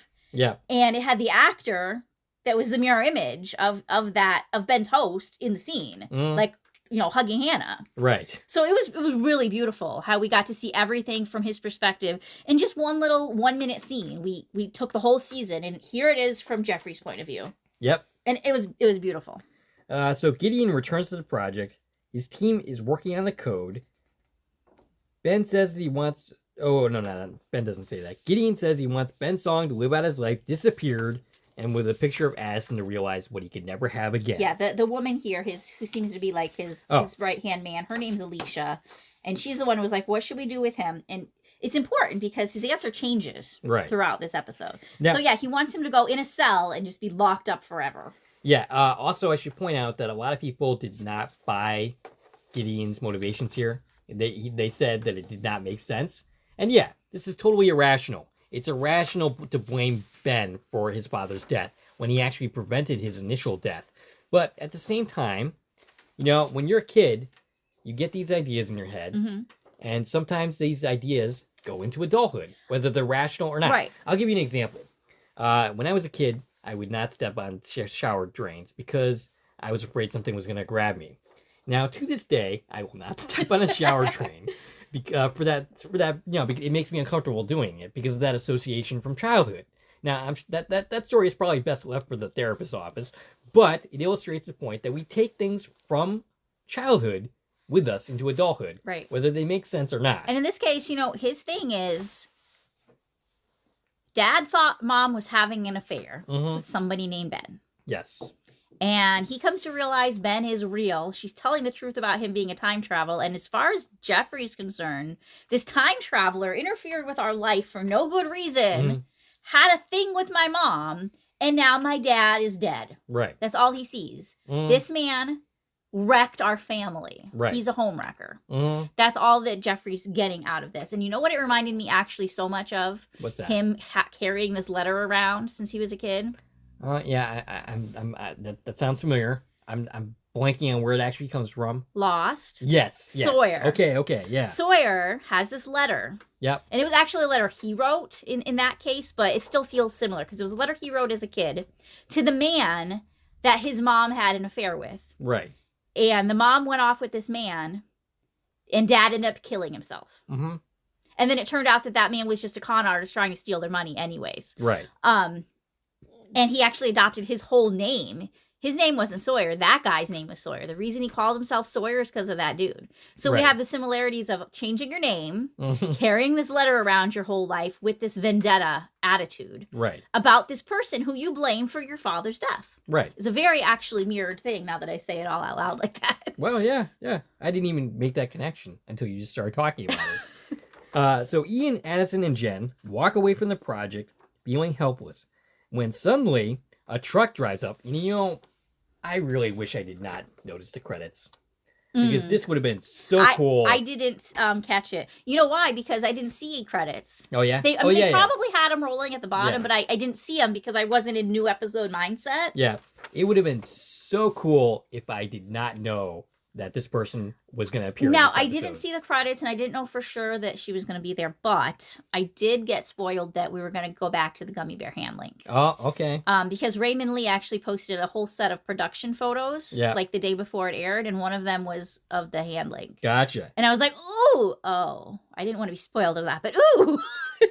So, and this was a very, I put in my notes, this felt like a Back to the Future moment with the vehicle coming up and stopping. Yep. And who should come out from this vehicle but Janice, who was in Hawaii until she got a call to come save their butts. Again. And Ian asks, who called her? And wouldn't you know it, we get the second coolest entry of the scene. Like back to back, we have two awesome entrances. And wouldn't you know it, it was magic. Yep, he emerges from the passenger seat and he tells them, it's time to save Quantum Leap. And he gets a cool line at the same time. And we need a gif of that moment. Yes. Of Magic saying it's time to save Quantum Leap, because that's what we need to be sharing right now. Hashtag renew Quantum Leap. Hashtag save Quantum Leap. We need a renewal. Yes. Let's do it. All right. Yeah. Perfect. Let's do it. So Janice takes them to the imaging chamber. Yeah, I called this Janice's lair, ? Like where she has all of her stuff set up. And it's still there, apparently. Well, Magic said he pulled stuff out of storage. Okay. So he had the stuff, but they brought it back to this safe space, wherever this is, away from headquarters. Safe space. So she ends up, this is what she built last season. And Ian, sits in a chair. Beth comes with food. Beth played by Susan Dial once again. We pointed out what we're dealing with here. Right. Okay, here's our ground rules with what this team has to save the day. Janice says, welcome to the circus. You're all about to engage in treason against the U.S. government. Right. Something she's well versed in, because this was her role last season. Right now, everybody's joining her. We're using Janice's imaging chamber, but she says she's worked out the kinks since last time, so we're not going to have all that bugginess that we had. But as soon as we make contact with Ben, Gideon's going to know they're there. Right. So whatever they do, they have to do it quickly. And they have remote access to Ziggy only. They've been locked out of all of the other systems. Gotcha. So that's the setup for where we are. And then, as you said, Beth comes and she's got sandwiches and nice coffee. And Ian's like, yeah, I could eat. And they're all like, the whole team's together. Right. And they're all like, you realize we're committing treason here. You can go to jail for just being here, right? Janice is asked why she keeps helping them. And she says, you really don't know? And she brings up the fact that Sam Beckett changed her history. Because of Sam Beckett, Beth waited for Al, and now her and all four of her sisters exist. 3 of her sisters. And while we're hearing this, 3 of her sisters, right? And while we're, she's explaining this, we hear the original Quantum Leap music. Yeah, yes, the home suite. Yes, this is shameless nostalgia baiting, but I don't care. I'm a total sucker for it. It was beautiful. I loved all of this. I literally teared up. Yep. It was... And we're not even finished yet. It was gorgeous. Yep. The home suite playing. The sound every time Sam was nostalgic for home. Yep. That's the music that would play. And the whole story, that Al was MIA and presumed dead. Beth didn't wait. And one leap from Sam Beckett changed everything. Beth says that this is Al's life work. And if it's in the wrong hands, they need to take it back. Ian gets a lock on Ben. He's in California, which explains that phone number that Hannah had in the 80s. Right, we called that already. Yep. I just want to say one more thing about the little speech there. Oh, yep. Because it was such a perfect moment, and I was so caught up in it that, the first time I watched it, amazing. I had seen just that clip again because someone had posted it. Gave me chills the second time. And then the third time is when I'm actually watching the episode again and taking these notes. Yeah. Which I actually did this today. And the third time watching that scene, I realized that I was so in love with what was happening in that scene that I missed the fact that there's a big discrepancy, inconsistency in this dialogue. Oh, okay. It made me sad. Okay. But I'm going to share it because I found it. I also found a solution for it in my head, though. Mm-hmm. So one of the things that Janice says during this speech with the home theme playing is, she says, Beth waited. They got married and they had 4 girls. Okay. So they were actually However, already in the original history, they were already married for years. Right. Before Al went MIA. Okay. And what's your solution? I mean, they could have changed this easily and said they got remarried or, something like that. But she was just like, they got married. And I was like, oh, but wait, you just kind of ruined this perfect moment for me with this inconsistency. But here's how I'm fixing it. I'm saying Janice just got the family story wrong. That's possible. She wasn't around. This is just a story to her. She could also have misspoke. That's what I'm saying. She just got it wrong. And Beth was just so moved hearing Janice talk about her dad that she didn't bother to make that correction. Like, no, honey, we were already married. Right. So yeah, that's the story. I'm sticking with it. That no, they were already married and Janice misspoke, not the writers. Right. Okay. So Addison is then given Al's old hand link, the gummy bear hand link that, Jinx. That Janice drugged Beth for in season 1. Right, yeah. But, we've come a long way in the relationship since that moment. And then she steps into the imaging chamber. They already had me with the speech, and then they brought out the gummy bear hand link. Janice tells her to be careful with it. It's a family heirloom. Okay. So I'm like, oh my god, you guys have so got me with this episode. I'm totally in love. Yeah, I want to just kind of live in this room right here. Yeah, We're good here. We don't need headquarters back. Let's just stay here. Mm-hmm. And keep the hand link, all that jazz. I'm gonna get into what we could possibly do with a season 3 later on, but it involves this stuff. Ben attempts to call Hannah, but stupidly he says his actual name. Not considering the possibility that Jeffrey might hear. Okay, but he wanted, Hannah to actually take the call. He doesn't know at this point that Jeffrey has a clue who he even is. Right, okay. But he just told him the entire history, that he got the clue from the letter and that he knows all about this. Okay, yeah. So Jeffrey at this point... That's right, he did. Jeffrey at this point in history would know who he is. That's true. Jeffrey picks up, hears that the collect call is from Ben Song, and he hangs up. Yeah. Because of course he does. Addison appears, shocking Ben... because as far as he knows that she was fired. And this actually reminds me of a similar moment in the original series. Wow. Starcross, because a similar thing happened with Al. He got fired and then he was back, and it shocked Sam because he basically bribed or slept with the guy's wife. I don't know, something along those lines. So Ben is one step ahead of her for a change. Yeah, she goes to tell Ben about Gideon, and Ben's like, but wait, Gideon is Jeffrey. And she's like, what? Okay, so this is funny. Janice asked how they didn't see this coming, given the fact that it's a time travel project. And the answer to your question, Janice, is because Ziggy and this crew suck at their jobs. Right. Because they should have known all this by now. Right, and Janice, calls them out on it, specifically. Which was another very fun, comedic moment. Yeah. That, they're calling themselves out. Janice is like, you should have figured this out before now. Right. I figured it out. Maybe they need to hire me. So, to quote another YouTube channel, Janice would be awesome at CinemaSins. CinemaSins is a YouTube channel that goes through movies and sins stuff that doesn't make sense. But yeah, anyway, Janice would be excellent at that job as well. So Jen says she needs to get back into the headquarters to block off the accelerator so that Gideon can't use it. Right, because at any moment he can go into the accelerator, activate that swap code, and swap places with Ben, and then basically, the world's going to end because he's going to, create world domination, at any point in time. Before this, to answer Janice, Ian says that it's because Jeffrey changed his name. I'm sorry, that doesn't make sense.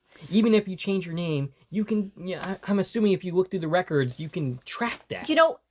there's a history in this series, specifically this iteration of Ziggy, Yes. not knowing when people change their name. Right. This is at least the third time that's happened. The most specific example that comes to mind is Indecent Proposal, or A Decent Decent Proposal, which we specifically called out about when we were talking about that episode. Oh, all that someone's got to do is change your name, and then the most advanced AI in the world doesn't know who you are. Right, exactly.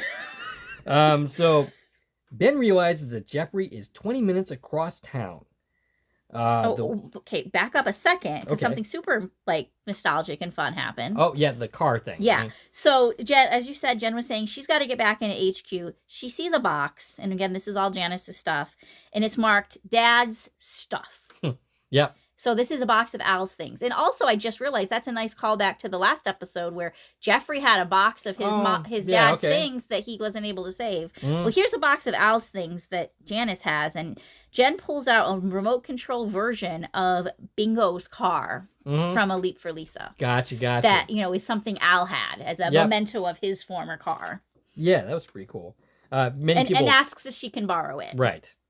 And then she makes a phone call, which we don't know at this moment who the phone call is to. Yes. But it's to Tom. Right. Spoiler alert. So he gets to have a role in this episode, even though he doesn't appear. She calls and we don't know who she's talking to, and she says, "Are you still in town? I need a big favor." And you know what? This would have been a great moment if we had established a better relationship between Jen and Tom. Because I don't feel like they ever established anything between them where he'd be like, "Yeah, I'm going to commit treason to help you with a big favor." Right.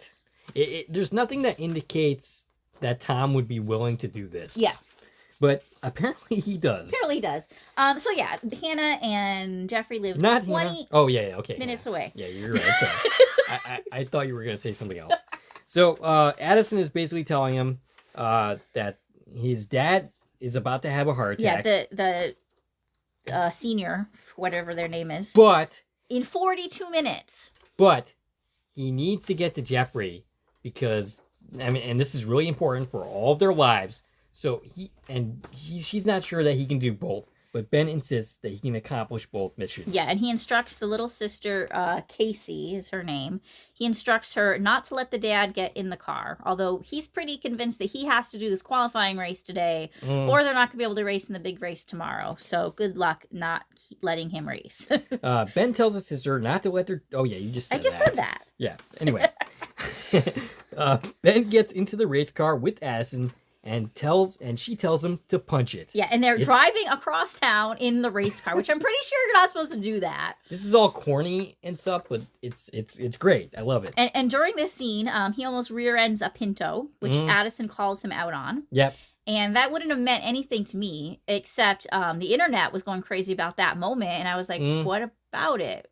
Apparently, Pintos were recalled or something because if you rear end a Pinto, it causes a massive explosion. Okay. Because of where the gas tank is placed or something. Right. So rear ending a Pinto is a thing that almost happened. Okay. Well, let's be thankful that Ben did not do that. He has enough problems going on.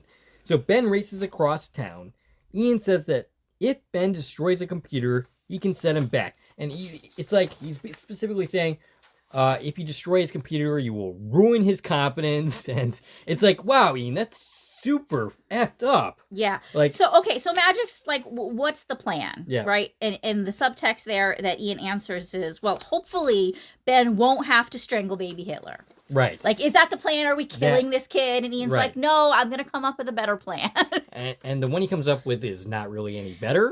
So it's not very quantum leap. So what they do is there's a list of news articles related to Jeffrey, and I paused on it. And it was stuff about the fire and all this stuff with Jeffrey, right before he changed his name.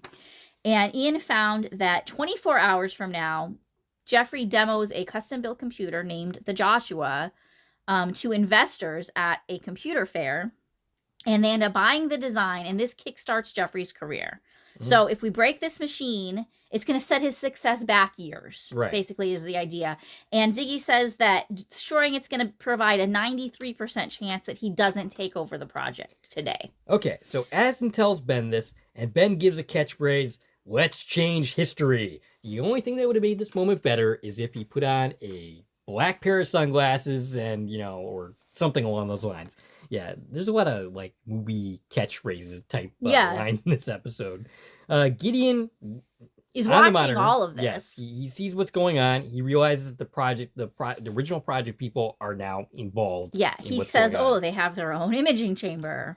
Janice, meanwhile, realizes that if Ben destroys that computer, they're possibly creating a paradox and a butterfly right, effect. Specifically because Jeffrey built the quantum chip, and that's how they found Ben in the first place. So if there is no Gideon, then there's none of this can happen. Yeah. And there's a paradox. And that really relates back to my whole thing I'm going to get into at the end. Right. Because they're acknowledging right now. Yes.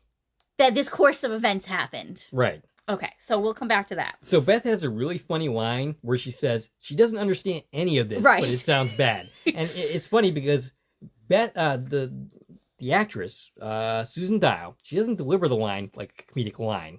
She delivers it sincerely, but it still made me giggle. Right, because that's how, like, I'm sure a lot of people are like, what are you guys even talking about right now? Ian says the butterfly effect could affect everyone in this room. And Magic's like, oh, but wait, like, we covered this already, right? We did this in season 1. Right. And what happened in that time was, the quantum bubble protected us from the changes. Those of us here directly involved with the project. And basically, this is too big of a change. This change is kind of catastrophic. Right. So there's a chance that if they're successful and the butterfly effect happens, everyone in this room, as they know themselves, are going to just be erased. Magic says that they need to take the risk together. He thinks that whatever is leaping Ben in time is asking them to sacrifice. And I am so happy that he did not say the accelerator is asking them to sacrifice. Yeah. But thank you, Magic. Thank you, thank you, thank you. So Gideon is going to the accelerator. His team is arguing against it. And he gets into the elevator. And suddenly the elevator has locked up. There's a lockdown. There's red lights going on. And this is because Jen has hacked into security. And this is exactly what happened in season 1 when Janice hacked into the security. Right. And half the team was locked in the elevator. Right. Yep. So some consistency here about what happens when there's a security breach. And I like that. And we see Al's car driving at the people with guns. And it happens to have Tom's badge in it. Yeah, so which is how she got into the building. Right. And what's happening here is this is a diversion. So from the elevator, Gideon's like, well, somebody came in. Who's the last person that entered the building? And they're like, oh, Tom's badge scanned in 6 minutes ago. And the badges apparently have tracking on them, so they track the badge. But Janice isn't there, Tom isn't there, it's just the car. Sending them on a wild goose chase, trying to earn Jen a little bit of time. And what she's trying to do is shut down the accelerator so that Gideon can't leap. So Ben, we cut to Ben, he's running out of gas, he doesn't have any money to deal with that situation. And he still thinks that he can get there in time and accomplish all these missions. Jen, meanwhile, is caught at the project. She has a bunch of guns pointed at her. She's 76% of the way towards locking down the accelerator, according to the tablet she's holding. But they pull the guns to her, and Magic's on the phone with her, and he tells her to stand down. She doesn't. She basically says goodbye to him. She says, thank you so much. I love you. Right. And she starts to give Ian a message. She says, tell Ben and Addison. And she doesn't get to finish what the statement was. She's shot. Now, first we don't see her get shot. We hear her. We hear a shot, and she stops talking. And at this point, I'm thinking, okay, they didn't really kill Jen. This is just a way to fake us out. But then the next thing we know, Ian is breaking down in tears, and we see Jen sliding down the wall with a blood splatter behind her, and yep, they actually killed Jen. And her body being zipped up in a body bag. But I knew in this moment. Oh, of course. You knew this was going to be reversed. I'm positive. Okay, now I know we're going to have a reset. Right. Yeah, because we're not killing Jen. Right. So they're going to have a butterfly effect. They're going to have a reset. It's pretty obvious at this point. Yeah. So Addison gets the news via the handling. The gummy and handling. I didn't mention this earlier, but I think it already happened where she smacks the handling for Dad. I have it in my notes somewhere. Not only that, but it makes the whirling sound. The exact same sound. She gives it a perfect owl smack. Yeah. And it makes it sound, and it was beautiful. It was just this one little moment. Yeah. But that was classic Quantum Leap right there. Yep. And I want it. We need to use this hand link. I've always hated the round one. Yeah. Bring back Gummy Bear. Bring it back. So I will get to how I think that's going to happen in season 3. Later, of course. She tells Ben that Jen is gone, and then we see Jen zipped up in a body bag. Gideon blames Ben's song for this. Yeah, he says Ben did this. I don't get the logic, but this is Gideon's whole way of thinking. Is Ben's song's the devil, and everything that bad happens is Ben's fault. Right. So for now, he can't enter the accelerator. I'm not sure why, because Jen did not complete what she was trying to do here. Yeah, they had to get the door open or something. Okay. So in the car, Addison apologized. Yeah, Ben doesn't want to talk. Yeah, he's got the news. He's distraught. But Ben apologizes for not waiting for him. Addison apologizes. Right, okay. For not waiting for him. She's like, we might not get another chance to talk. Right. Because, the world might, just explode the second he leaps. So Ben ends up saying, you don't owe me an apology. I made a promise that I couldn't keep. I didn't come home. Yeah, so they resolved the whole thing with their relationship of why, all the tensions of she didn't wait. And he's like, oh, it's my fault too because I didn't come home. I still stick by, no, she should have waited. He couldn't control the fact that he couldn't get home. Right. He didn't actually do anything. Right. But. Well, this is very magnanimous of Ben. Yeah, they both apologize and the car runs out of gas. Yep. So Ben ends up running to Jeffrey's house after running out of gas.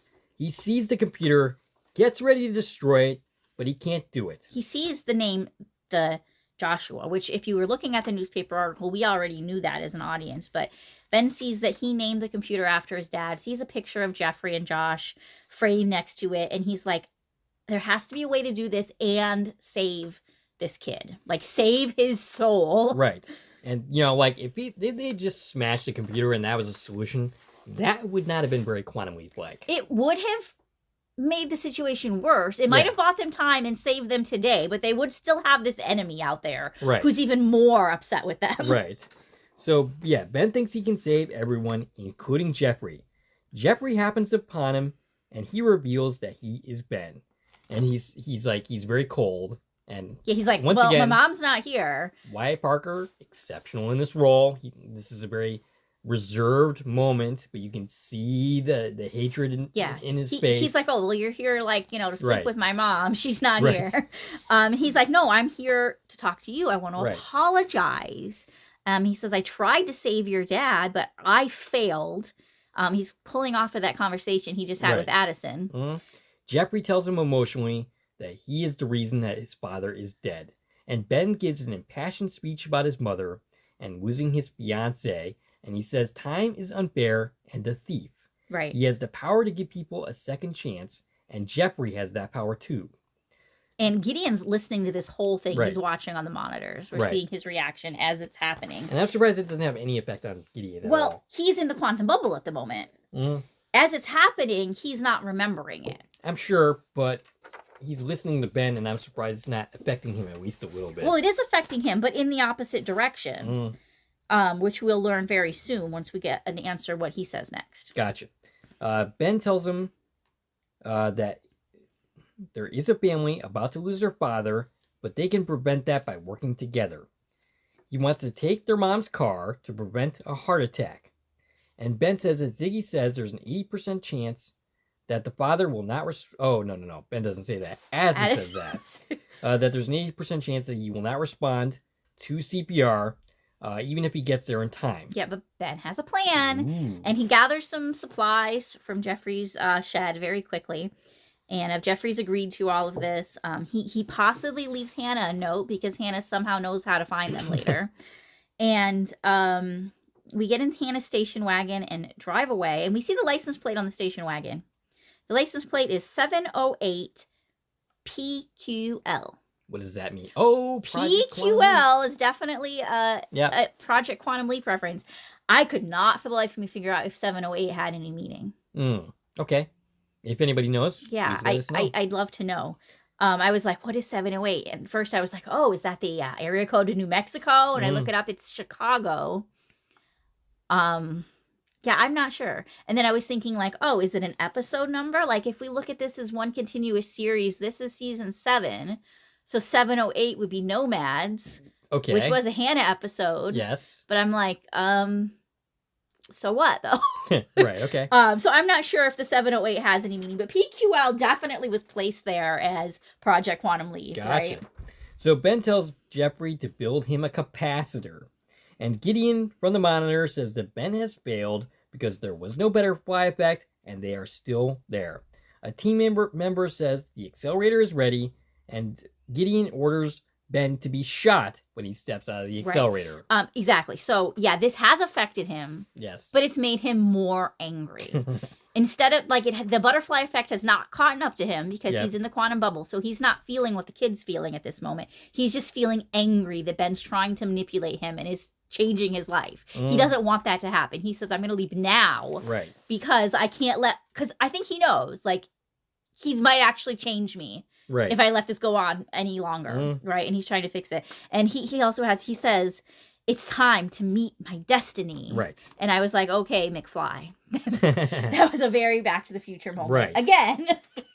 So in the part, density. Maybe you should find its density. Well, exactly. That's the moment. But Okay. it even like was framed the same way around his face. Yeah. So in the car, Ben is told that his father is having a heart attack right now. And we see it happening in the car as and I'm surprised he didn't just flip over. Yeah, he's driving the car and then he like takes his foot off the accelerator and the car just kind of comes to a halt. I don't think that's how it would actually work, but whatever. Well, I mean, eventually it would stop driving. I mean, I would think it would like flip over or something, like or hit something and then go boom or something. Well, I don't know. He's a very experienced race car driver. Even though he's having a heart attack, he managed not to crash. Okay, good for him. And the whole like racing team comes running after the car. Gideon's army finds the Quantum Leap crew at Janice's lair, and Gideon walks down the hallway in slow motion towards the accelerator. Casey cries over her father, and Ben speeds up on the track.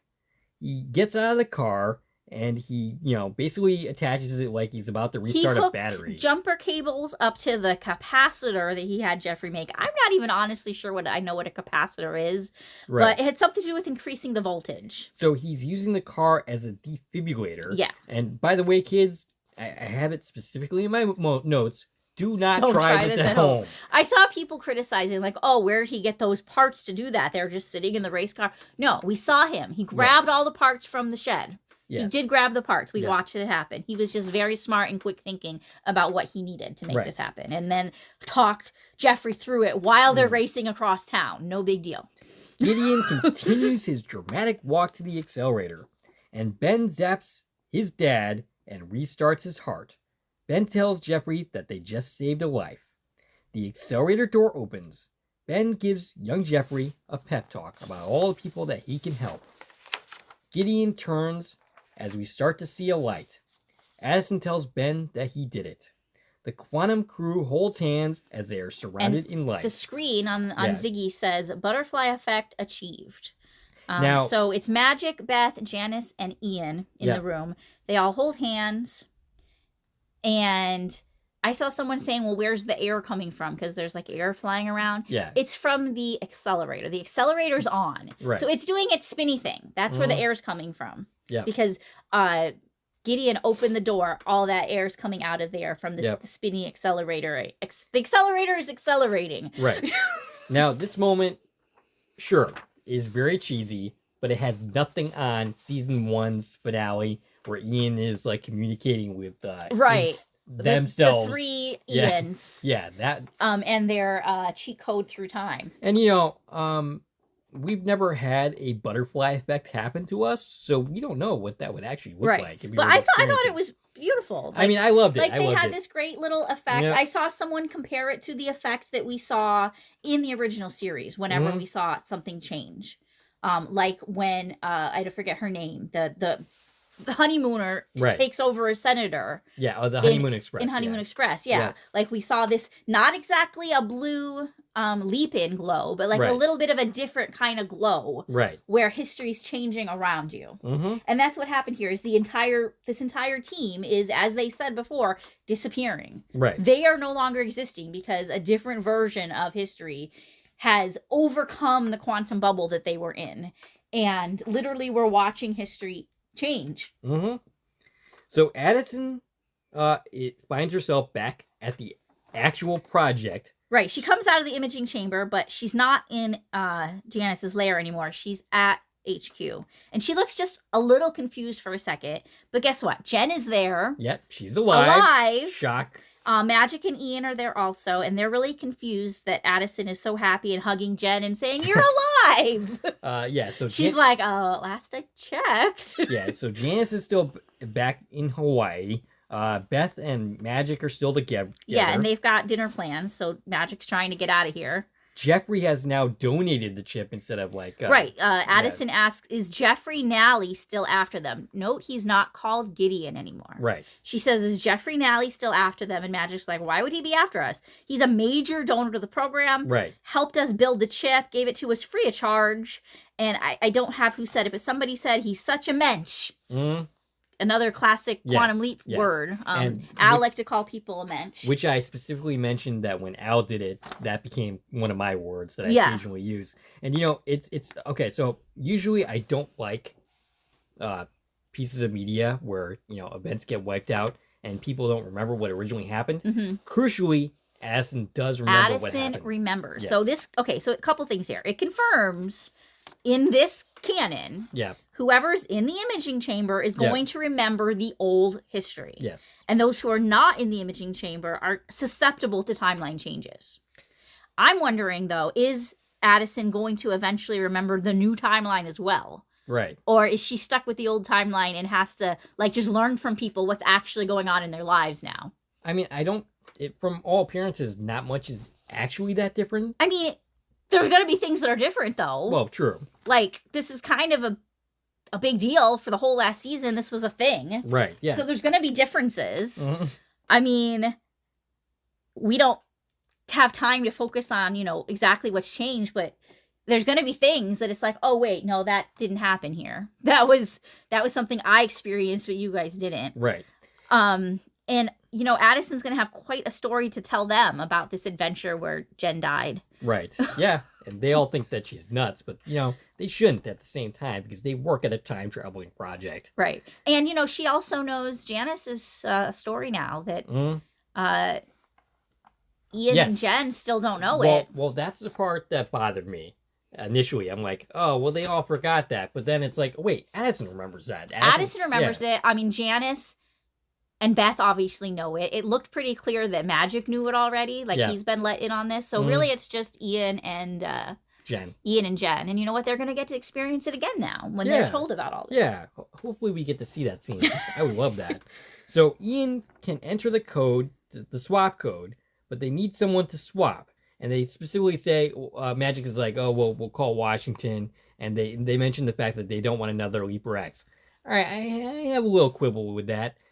So Leaper X was actually righting wrongs what once went wrong. That's what he was actually doing in time. Now, he had another nefarious agenda. Yeah, the way that, his orders were to do that is to destroy Quantum Leap. Right. Because he was coming from a place in the far future where they were told time travel is the reason for, the world ending, which we still haven't addressed, by the way. Yes, that is still a problem. And I'm pretty convinced they're never gonna. No, even if there is a season 3, but yeah. So Addison has decided that she will do it. Yeah, she says you already have a candidate because remember, Addison was always supposed to be the Leaper. It's pretty much her destiny. We've learned, it's her density to do it. And she's always felt a little bit disgruntled, right? That was taken from her. She doesn't want to be the hologram. Right. She signed up to leap through time. Well, not only that, but she's really bad at being a hologram. She is pretty bad at being a hologram. But then I was like, well, that's great for Addison that you're going to volunteer to do this. But the concept here is that Ben's coming home. Right. Isn't this just another betrayal to Ben? Because as far as you know, he's coming home, and now you're leaving him. You're not going to be there. Right. And she's doing it intentionally. Right. Yeah. So, I mean, you kind of got to forgive him because you were literally just about to do the same thing. Right. So Casey tells Ben in the past that he did good. And a female voice says he always does. And wouldn't you know it, it's Hannah. It's Hannah come to, retrieve her son and her car. And Jeffrey, who's completely forgiven Ben at this point, gives them a moment. Ben says he was hoping her math was off. Right. And I saw some people criticizing, whoa, she said this. Like, you're totally trusting in what Hannah said here? Right. Like, she's not God. She was using Right. the data she already had, you know, Right. in the 1960s to track Ben's course. Right. So Ben apologizes about Josh, and Hannah says that they got more time as a family. 600 days, and she cherishes every one of them. And she says that everything Ben does is a gift. Addison, in the future, argues that the person who should have that should take her place, or that should take Ben's place, should be her. And Addison asks for permission from Magic to leap. Yeah, and she calls him Admiral, which is something I've seen the last couple weeks people complaining about. We never refer to him as Admiral anymore. Right. She did here. She says, permission to leap, Admiral. And Magic reluctantly grants it, Yeah. and they all embrace. Notably, the first time we're getting a leaper leaping with permission. Yes. Ben asks Hannah if she thinks the code will work. She tells him it's time to go home, but says that for a nomad, home isn't a place, but a person.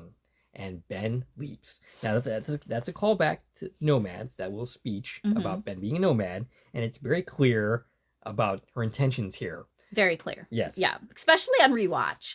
Right. You're like, oh, it's like not even that she said both these things, but she literally said them in the same sentence. Yeah, right. Addison is in a Fermi suit and goes into the accelerator and weeps. She finds herself in the past, not sure when. It appears to be World War II. There's street bombings. I want to say Germany, but that's because I have, that's where my thoughts on World War II goes. My family was in cities being bombed in Germany at the time, but it's definitely somewhere. There's a 1940s haircut, so it's definitely World War II. Right.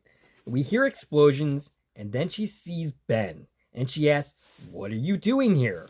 They run towards each other. Well, before that, somebody bumps into her. Oh, okay. Which is a big moment. Yeah. The first time she's interacted with something in the past, and this, for Ben, confirmed, oh, she's not a hologram. Right. She's actually here. They touch, and then they embrace, and she tells him that she missed him so much and not to let go. And he says that he won't, and they run away, holding hands, and that is where the episode and the season ends. Yes. All right, so my first thought here is, wow, this is a really romantic ending. On the other hand, my second thought is, this is kind of messed up of Hannah, because she kind of lies to them and ends up stranding two people in time now. Sure. And at the same time, why wouldn't she just tell Addison about this? Because how would she know that Addison is even going to make this decision? For all she knows, Ben is going to end up getting stranded with some Joe Schmo. And they're going to end up traveling around in time. That's true. Yeah. But maybe the code wouldn't have worked. Yeah, remember, that's there was some conversation somewhere in all of this that was about, like, having a constant, right? And you have to have a connection with something. And they kind of dropped that. But, maybe the code was only going to work to pull together two people that are already entangled in some way. Okay, so maybe, like, something totally different would have happened if Gideon leaped. All right, gotcha. So let me ask you a question. We've talked about this as a season finale. Mm-hmm. And, we our opinions on this as a season finale. If this show does not get renewed, does this make a satisfying series finale for you? I mean, I'd be really sad if that happens. But I think this was a more satisfying ending than it could have been. Oh, absolutely. Like season 1 finale, I'd have been really upset if we didn't get more. Yeah, at absolutely. That point. Alternatively, if they everybody came home and we're happy, I feel like they were giving up, right? If that happened and we didn't know already that we're being canceled, I'd be upset about that. I'd be like, why did you give up?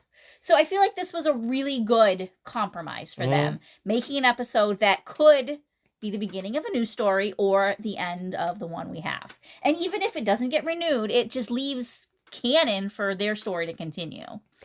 Now, once upon a time, I really wanted the series to get renewed because I didn't want our podcast to end. Now, that's no longer a concern for me because we've got our hands in so many different things now. Yeah. So my reason for wanting the series to continue is because I love the series and I want to see it continue. Right. But And also because, yeah, Quantum Leap. yeah, We've waited 30 years Yeah. for this. mm, We don't want it to end right now. Right. Oh, Because absolutely honestly, if it ends, that's probably the end. right. And there's so many places that we could go still. There's Right. so much story left to Absolutely. tell. There's definitely intriguing possibilities here. And not even just this Mm, series, yeah. but you need this series to keep the franchise going. Yeah, absolutely. Deborah Pratt said she wants it to be the next Star Trek. Right. And, you can see that, right? This is exactly what happened with Star Trek. You had the original series. Yep.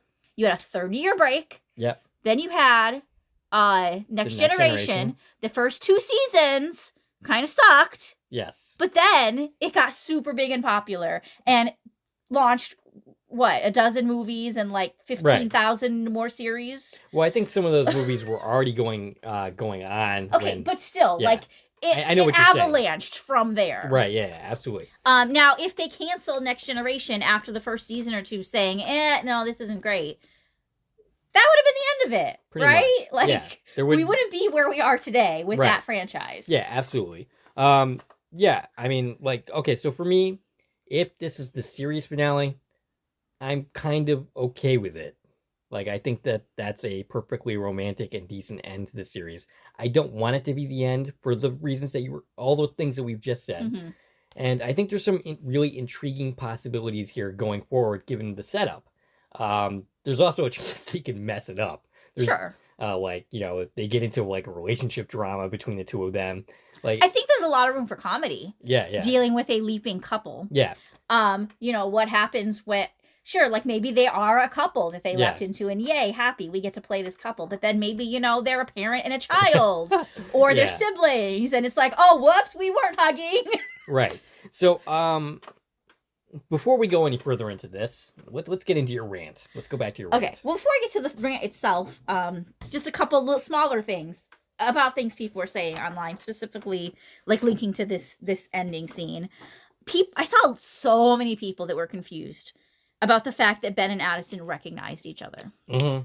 And people were extrapolating from this, they leaped as themselves. They were just teleported here. They're not in anybody. Right. No. They both leaped. Yes. They're in period costume. Yep. They are in... They leaped into 2 people that happen to be in the proximity of each other. Right. Now, we don't know anything about this story. We don't know if these 2 people know each other. We don't know what's going on. Clearly, it's a wartime. Yeah. I'm pretty sure we're in the 40s.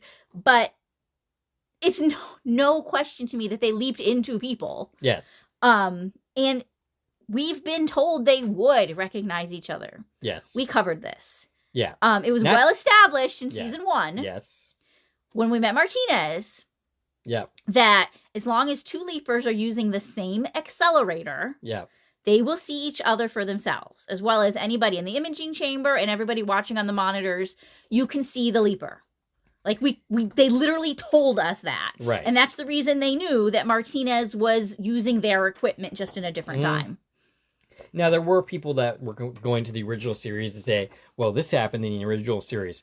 All right, maybe it's not consistent with the original series, right. But it's consistent with itself. It's consistent with itself. Yeah. And, that can also be explained by them saying, if you're using the same accelerator. Right. Because, you know what? Aaliyah wasn't using the same accelerator. She was, in a whole different camp. Right. So, maybe if we do meet evil leapers, they got a touch. Right. We can deal with that if and when it happens. Right. Our consistencies with that. But in this moment... Yes, they should see each other as themselves. That's not an inconsistency. It's not wrong. It's literally what this show told us in words is what happens. Yeah. Now, you either accept that or you don't, but that is the explanation the show has given. Right. That absolutely they would see themselves because they're using the same accelerator, and that's just the way that this equipment works, is they can see each other. Even though they're not even physically there, and they're not an aura... They can see each other. Right. Which actually is a little worse, so I'm not going to go into that. But that's where we're at. Right. But one person made a good point that I was like, oh, yeah. And that's the fact that Addison doesn't appear to have any Swiss cheese. Yeah, that is interesting. That she has that it didn't appear like she had any Swiss cheese. She at least remembers who Ben is and what's going on with him. So now it's possible she's just remembering different things. But it does appear that they kind of gave up on that completely. And, we gave it up with Ben. He earned his memories back. Yeah. But the first time he leaped, he experienced the same thing that Sam experienced when he leaped. Same thing that Al experienced when he leaped is Swiss cheese. Now, it's quite possible that she does have a Swiss cheese memory that we just didn't. Yeah, but it didn't affect the Ben of it. Yeah. She's still going to recognize him and know the basic idea of what's going on. Or you know what? Maybe Hannah fixed all that with her code. Perhaps. I mean, we don't know. We unfortunately might never know, but right. It is something to think about as we do, if we get a season 3 and as the writers go into writing it. I hope they're listening to I hope they're listening to us, but I know they're not. But I hope they're listening to people talk. And maybe this is something you should address is, well, should she have a little bit of Swiss cheese? She probably should. Yes.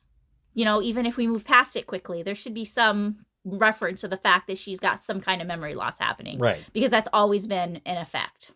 Mm-hmm. And then the other thing that not everybody, but, I see a lot of people talking about after this finale is they want to know who swapped with Addison, who's at the project. Yeah, they completely missed what was going on here. Such deja vu to the end of season 1. Yes. When it was like, who appeared in the accelerator? Now, we thought maybe somebody appeared in the accelerator, but we also thought maybe it's nobody. It was set up like it was possibly that somebody was there. I mean, some other people were like, it was obvious from the beginning there was nobody. Yeah. But it was confirmed. Mm-hmm. Way long time ago. There was nobody. Right. I still saw people saying, well, they never resolved the end of season 1. I thought they were going to tell us at the end of season 2 who leaped in at the end of season 1. Nobody leaped in. It's been confirmed by literally like every showrunner, producer, writer, multiple times over. Nobody leaped in. Right. So this feels a lot like that conversation. I'm going to tell you right now, nobody leaped in. Right. Nobody swapped. Right. Ian and Gideon misinterpreted what this code was. Mm-hmm. They're the only one to use the word swap. Right. Hannah never once used the word swap. Fair enough. She's the one who wrote the code. Yep. She never said somebody's going to swap places. Right. She did say somebody's going home, but then she also gave us the whole, home isn't a place spiel. Right. She never said anything about swapping. Yep. So wherever Ian and Gideon got that from, they were just wrong. Yes. And that's all there is to it. Nobody leaped in. How many people are like, oh, well, Sam's definitely going to be back in the season 3 pilot. No, he's not. Scott Bakula has said, including recently, that we witnessed to our faces, that he is not interested in coming back. And, at this point, I don't need to see Sam Beckett again. And the reason that wound has healed for me. And the reason it healed for me is because I talked to Deborah Pratt about it. And she gave me that explanation, and it makes sense to me. It works. I mean, I would love to see Sam. Absolutely. I'd love to see Sam in time somewhere. Mm-hmm. I'd love to run into him. And I hope that sometime, as the show continues, season 4, 5, 6, yes, Scott changes his mind and comes and has an appearance. Yes. And, they can come to terms and have something that everybody's happy with. That would be amazing. Right. I'm not expecting that to ever happen. No. But it would be awesome. Nice. Yes. And I don't even, like you said, I don't even need to have him come home. Yeah. Because he's, he chose his fate. Yeah. But I would like to see him. That would be great to see him. At this point, what would Sam even be coming home to? Right. The only way to come home is to send him to the 90s, and then guess what? We don't make this project. Right. So, I mean, at this point, Al is dead. His best friend is dead. We don't know where his wife is. I mean, she could still be alive, but she's had to have moved on by now. Right. So what is he even going to come home to? Right. I would love to see him out in time. Yeah. Absolutely. Running Al's place. Mm. Maybe it's called Sam's place now. Yeah, maybe. That would be pretty cool. Maybe he's with Hannah somewhere. Because we still don't know what happens with Hannah. This is a conclusion to her story. But it's conceivable that we could run into her again. Absolutely. Especially since, we basically have revamped leaping. Yeah. So maybe all of her data is done now. This is a whole different plot of data because now they're leaping together. They could bump into her. Or, we still don't know. Is she still alive? Did she die? I was wrong in thinking we were going to get to find out old age Hannah. The last we saw her was, the phone call. Right. Answering machine in 1980. Right. That's the latest date we have any contact with her. Is she has an answering machine in 1980. Now, I'm pretty convinced that she's passed away. I think there was some hints from Gideon about that. He said, like, this was my mother's life's work. Right. That doesn't necessarily mean she's dead, though. I mean, Fair she'd enough. be like 100. She's not working anymore. Right. So your life's work is over, but she could still be, you know, sitting at home in a bed somewhere. It's possible. Yeah. Or, you know, we do have the whole rest of her life. Like, what happened with her? What did she do? Where, like, what's the rest of her story, you know? And you know, yeah, maybe she's running a bar with Sam. That'd be nice. Running a diner. Yeah, there you go. And you remember when we saw her diner, I said at the windows, it reminded me so much of Al's place. So they're not in a bar, they're in a diner somewhere working together. Maybe she designed Al's place. Maybe that was the origin. Yeah. Like, let's do that. I'd be happy with that. What were we even talking about just now? Okay. I don't know what we're even on. I don't know where we are anymore, but your rant. Okay. So let's get to that. All right, you got to bear with me because this is probably going to be a very circular conversation. All right, I'm bearing with you. We're getting into time travel here. Yes, absolutely. Okay. So, the first thing you got to do is grasp in your mind what time travel means in the Quantum Leap universe. Okay. Right? Like the way time travel works in this story. Right. And that is that things in the present don't change until the moment they're actually changed on the leap. So I know where you're going with this, and it's the same logic we use to say that Jeffrey could not be Ben's son. For other reasons than the math doesn't math and didn't match up. Basically, your logic was that, you know, Gideon already existed before Ben took any of these leaps. Right. And, you know, so basically, yeah. And you go ahead. Well, I mean, just think of like any leap, right? Yeah. Like the whole point of the leap is to change something. Now, some time travel theories go the other way. Yeah. They're like, oh, well, this happens eventually, so it happened. Right. Right? That's not what Quantum Leap does. Now, also... So we proved it in this episode. Yeah. We made the butterfly effect. Now, they make butterfly effects every week. It just doesn't affect them every week. But it's affecting somebody. Right. Every episode, all the people involved in that leap and all the people in their lives suddenly changed because this person didn't die 40 years ago or, you know, got the promotion or whatever the heck happened to them. Yeah. My major problem before we, you know, get into your thing is that Gideon does not have these motivations in the original timeline. Exactly. Yeah. I mean, and there's so many layers to it, which is why this is, I put a lot of notes, but I don't know if it necessarily is going to make sense when I start going into them. All right, so that's why we'll have like a whole conversation. Let's do it. Okay, so, but then thinking about that, you know, things don't happen until they happen. Right. The minute he changes Jeffrey's childhood is the minute things change back at the project. It doesn't happen retroactively. It's not like, oh, he's going to do that, so it already is that. Right. You got to remember that. That's how this time travel works, as opposed to other versions of time travel.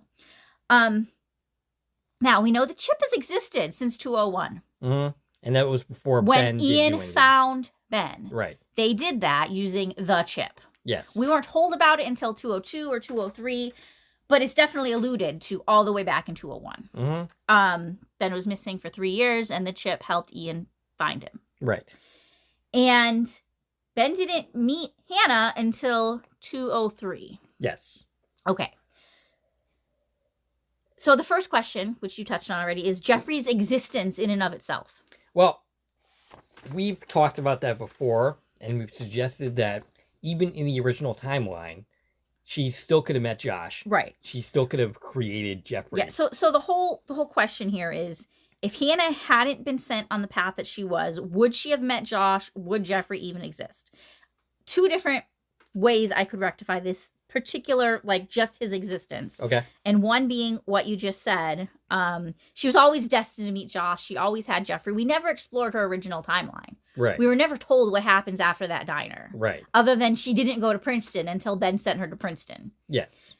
But we never said, like, oh, what did she do? We don't know. Like, she was smart. She already was, you know, this person working on computers. But did she ever get an opportunity? Definitely not the opportunities that Ben opened for her. But maybe this was a predetermined thing, that she was going to meet Josh. They were going to have Jeffrey. Some things just can't change, right? Just like Josh's death. Like, we couldn't seem to change that. Maybe he still existed.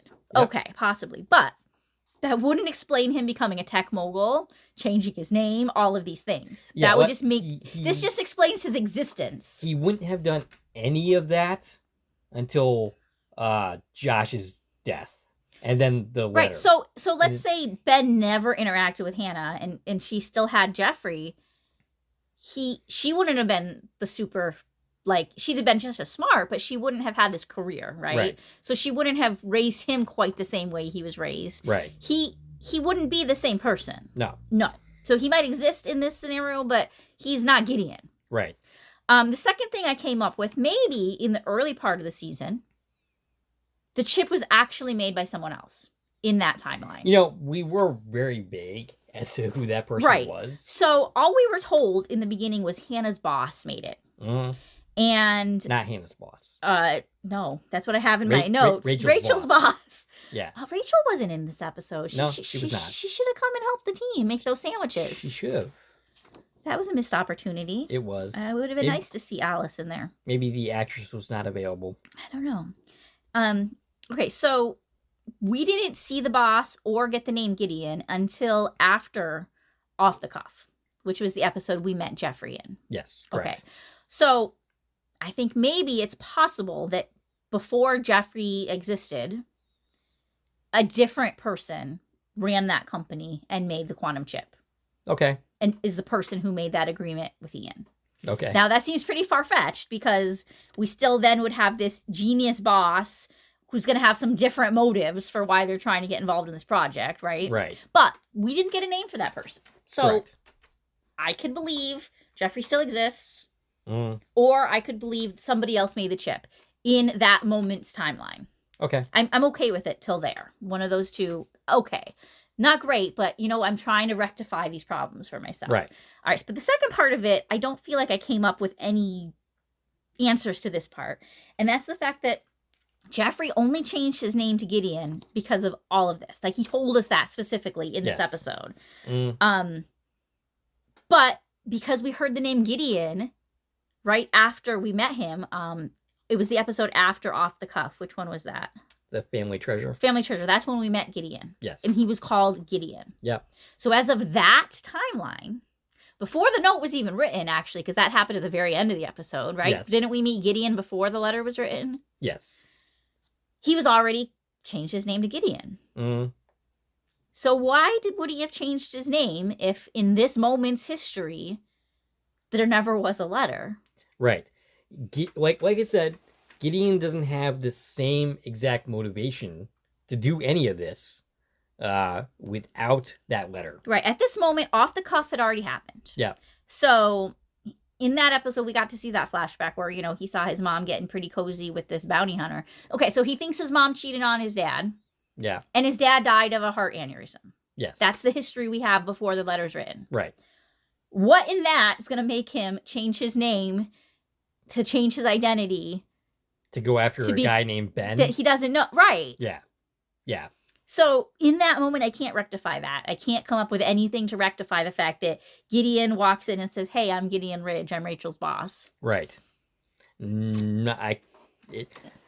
no solving that. I can't come up with nothing for that step. Yeah. As far as where we are in that timeline. Because in that timeline, Josh dies of heart aneurysm. By the end of the episode, Ben's written the letter, which means that second part could have happened, unless I'm remembering it wrong, and he wrote the letter. No, because he wrote the letter at the... Wait a minute, I'm thinking now. Did we meet Gideon after the letter? I'm pretty sure we met Gideon before the letter. I feel like I have to rewatch Family Treasure now, because if Ben wrote the letter and then the next scene was in walks Gideon, that actually makes sense. Okay. Because the minute the letter is written, the car accident has been added to the history. Okay. Right? And then the fire hasn't been when he was like, "Oh, I suddenly knew in that moment." But the letter existed, and who knows what happened to the letter. He still would read the letter at some point. Once the letter exists, the other events are going to happen. Ben is going to leap to that fire. But he hasn't yet. Yes. But Jeffrey would still take the letter from the fire and have it that night, even if he wasn't seeing Ben that night. Yeah, okay. So okay, I gotta rewatch that scene because if it's letters written and then the next scene is I'm Gideon, what's this, Gideon Ridge, I couldn't come out with that, then I'm okay with this point. Okay. That would make sense, actually. Mm-hmm.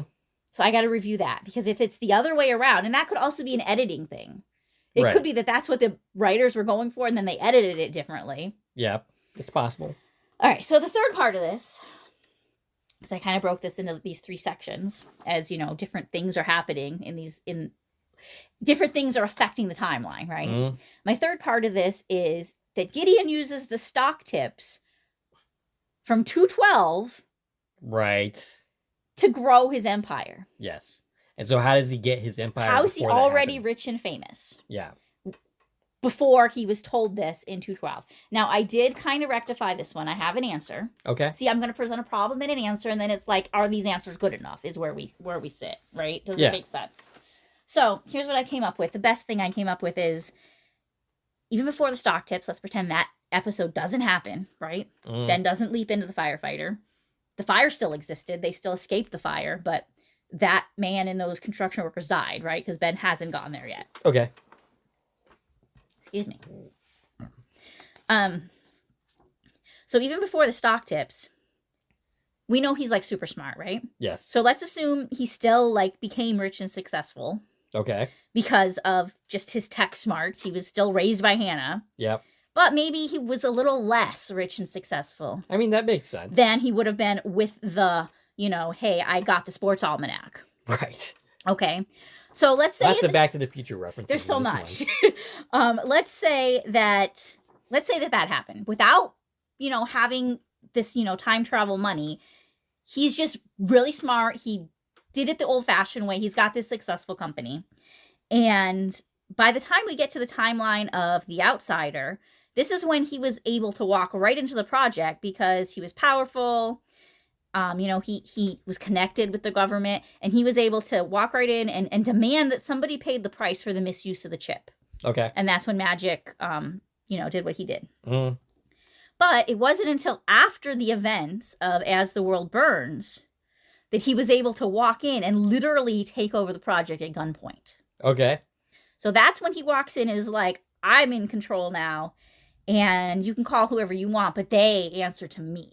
Right. So in this moment, he's kind of like, I'm the most important person in the world. So when we first meet him, he's successful and he's got connections, but he's not like supercharged, like super villain, Right. superpower. So now that he's literally like, I own the project and I'm kicking you all out and I'm going to use the code, why wouldn't he have done that before if he already could have? Right. Why would he have given them the opportunity to run the project another day? Right. And the answer is, well, maybe he just wasn't that connected because he wasn't that insanely rich. Mm. He was rich enough to have power and connections, but now he's so rich that he literally can just bribe anybody in Washington and he's in charge of the world. Right.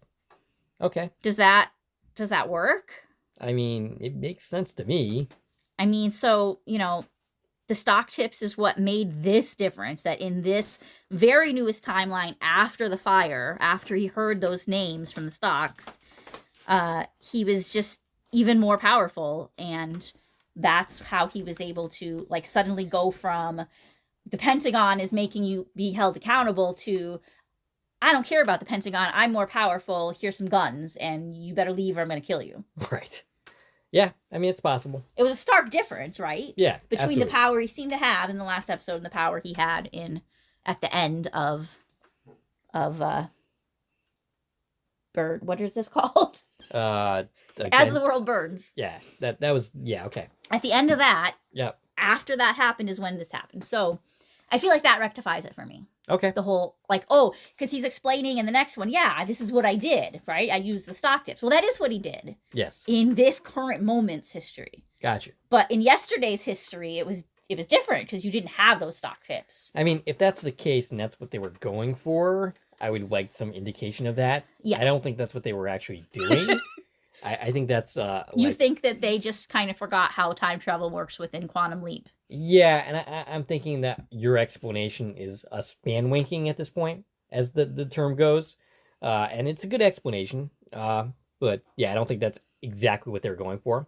Maybe they will somewhere down the line explain their thinking. we need to like sit down with these writers and talk this through with them. yes, and have them explain it to us and how this actually works.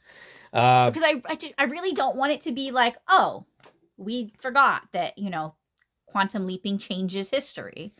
Yeah. Because that's the point. That's the whole point. Is as he changes something, it changes. Right. Oh, look, they were going to die. Oh, now there's an 80% chance that they live. Oh, you did it. They lived. I mean, it's possible they just were hoping they wouldn't notice. I mean, as a writer, I've done that. Where I know there's a plot hole. It's like the whole point of the whole season arc. Yeah. But I need to go back and I need to look at Family Treasure.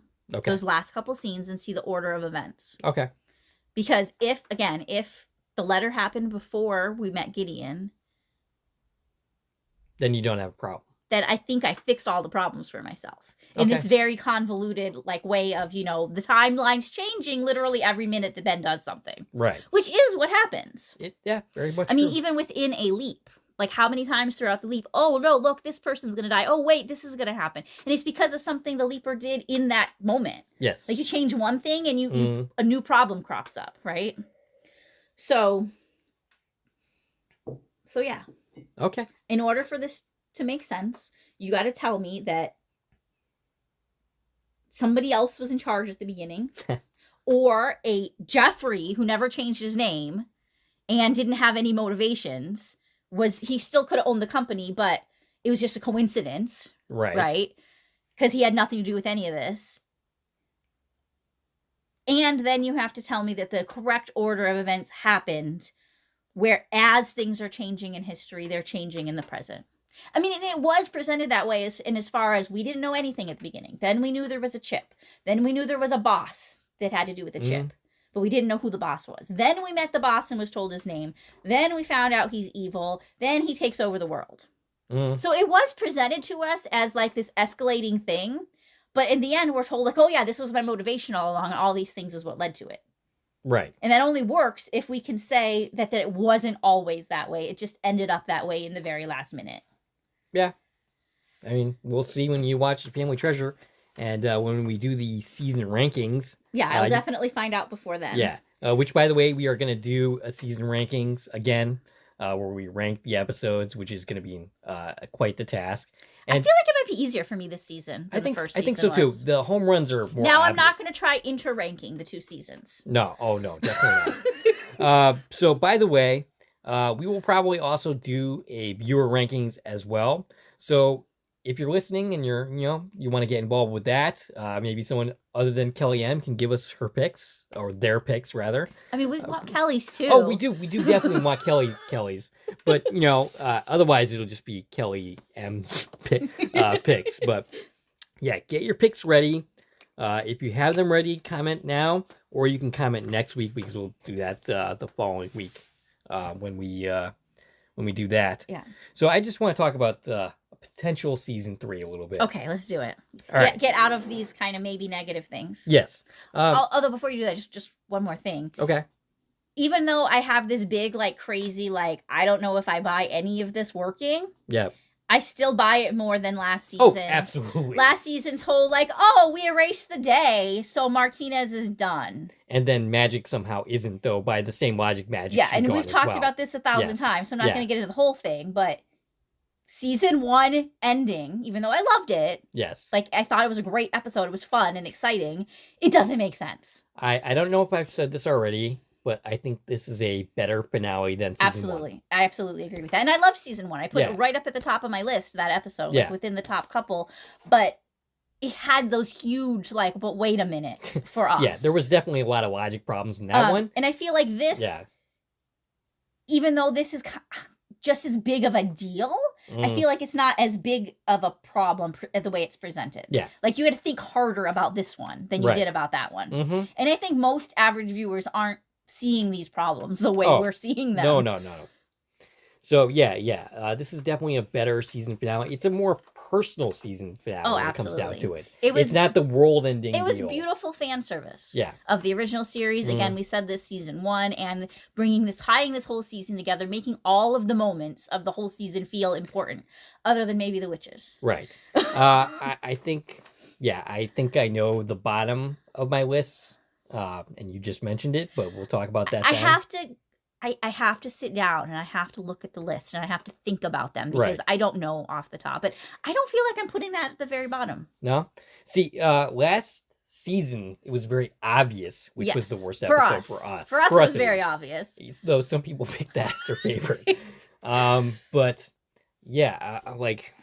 Well, we're going to sit on it and we'll talk about that next time. Yeah, like I said, yeah.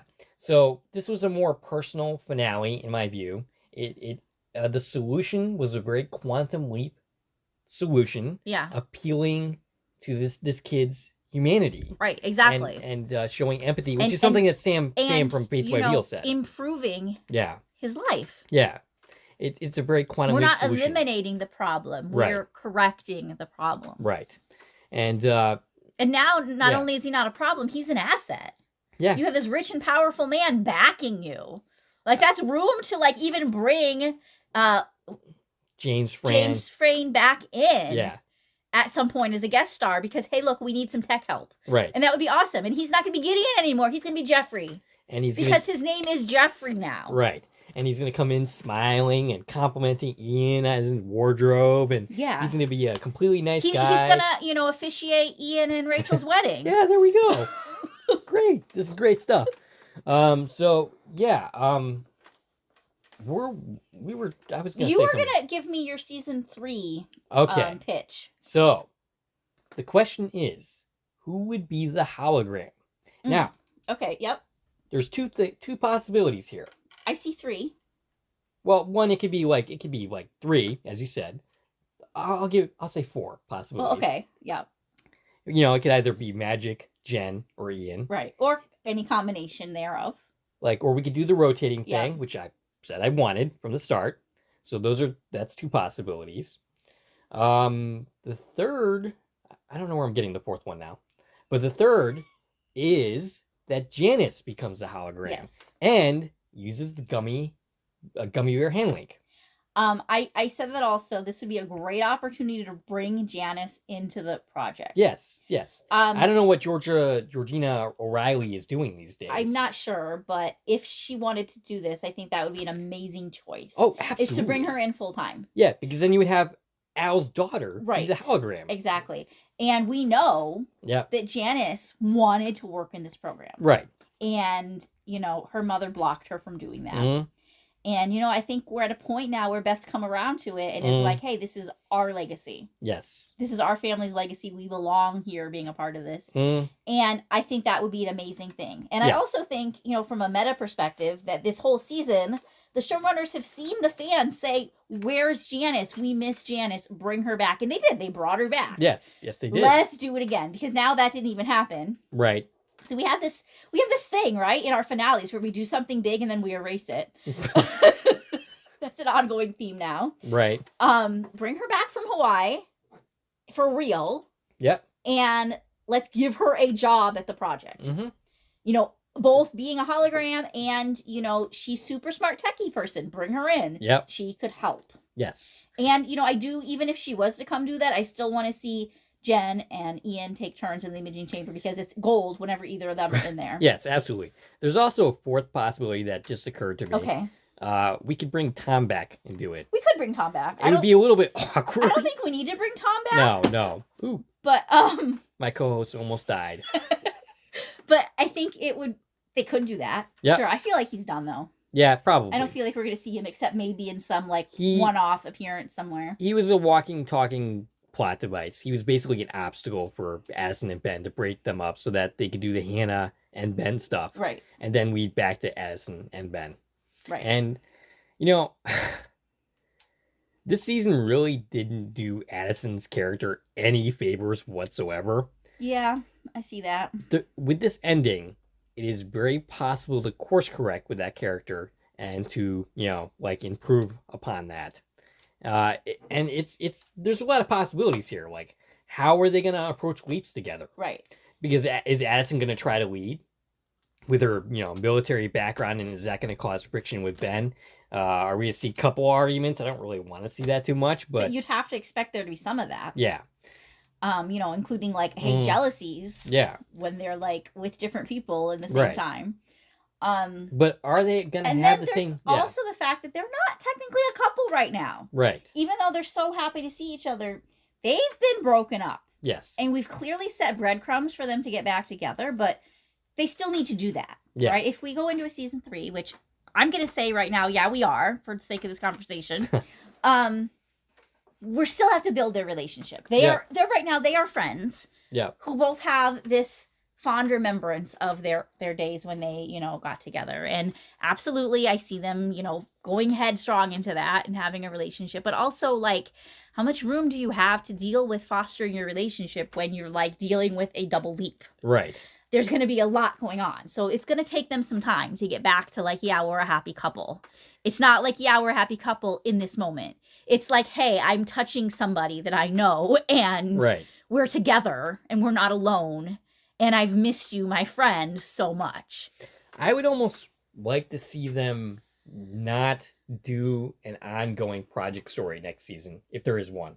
We're assuming for the sake of the conversation, I think dealing with Ben and Addison, their relationship in this weeping relationship that they're going to have now, and dealing with all that, that's a big enough story that we don't really need a big ongoing just the story occasional scene of here's how they're helping with this leap. Yes, I think there's a possibility to kind of reset on some of the things that bugged the fandom with the project scenes this year. Right.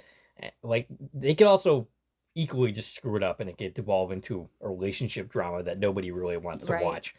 But I do think that having 2 leapers just it opens the door to so many different kinds of stories than we've been able to tell before. Yes, absolutely. And we touched on this with Hannah helping Ben, of how there's situations where you just need some freaking help. Right, yeah. And now if there's 2 people, there's just so much more you can do. Yeah. And then there's also, like, the stakes are bigger. If they're in 2 different places doing 2 different things, do you have 2 holograms come in so they can talk to them both at once? Right. Or how does that work? Right. Like, when there's action going on for both of them in different locations. A lot of unique story possibilities here. There's so much they could tell. And, of course, regardless of them, again, there's just so many places and times we haven't been to yet. There's so much history. Someone said on one of the Facebook groups that this series has a short shelf life. I don't agree with that at all. No. There is so many things you can do with this concept. That have never been explored, that were not done in the original series. Right. The new series has touched upon some of them, but there's still so much that they can do. Especially because they can go anywhere, anywhen. Yeah, yeah. And now there's 2 of them. And, there's even a possibility that they're separated and they can't find each other. Right. But they're both there somewhere and they got to link together somehow, but they're looking for each other. They're trying to figure out what's going on. Yep. And then you've got the whole, how does this affect the team? Right. And trying to track 2 people and figure this out. Ziggy might, have a meltdown.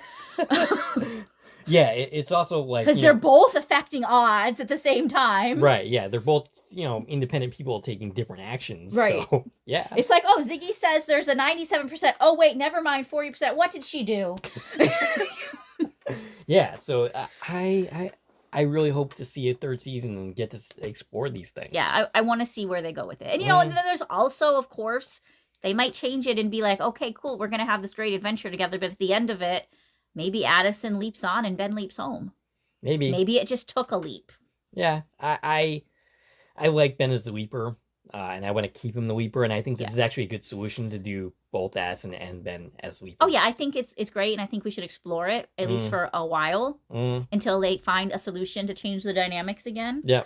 But Addison was always supposed to be the leaper, and I feel like we're going to get an entirely different Addison. Oh, yeah. Watching her do her thing here. Like, people complain about Addison a lot. I agree with some of it.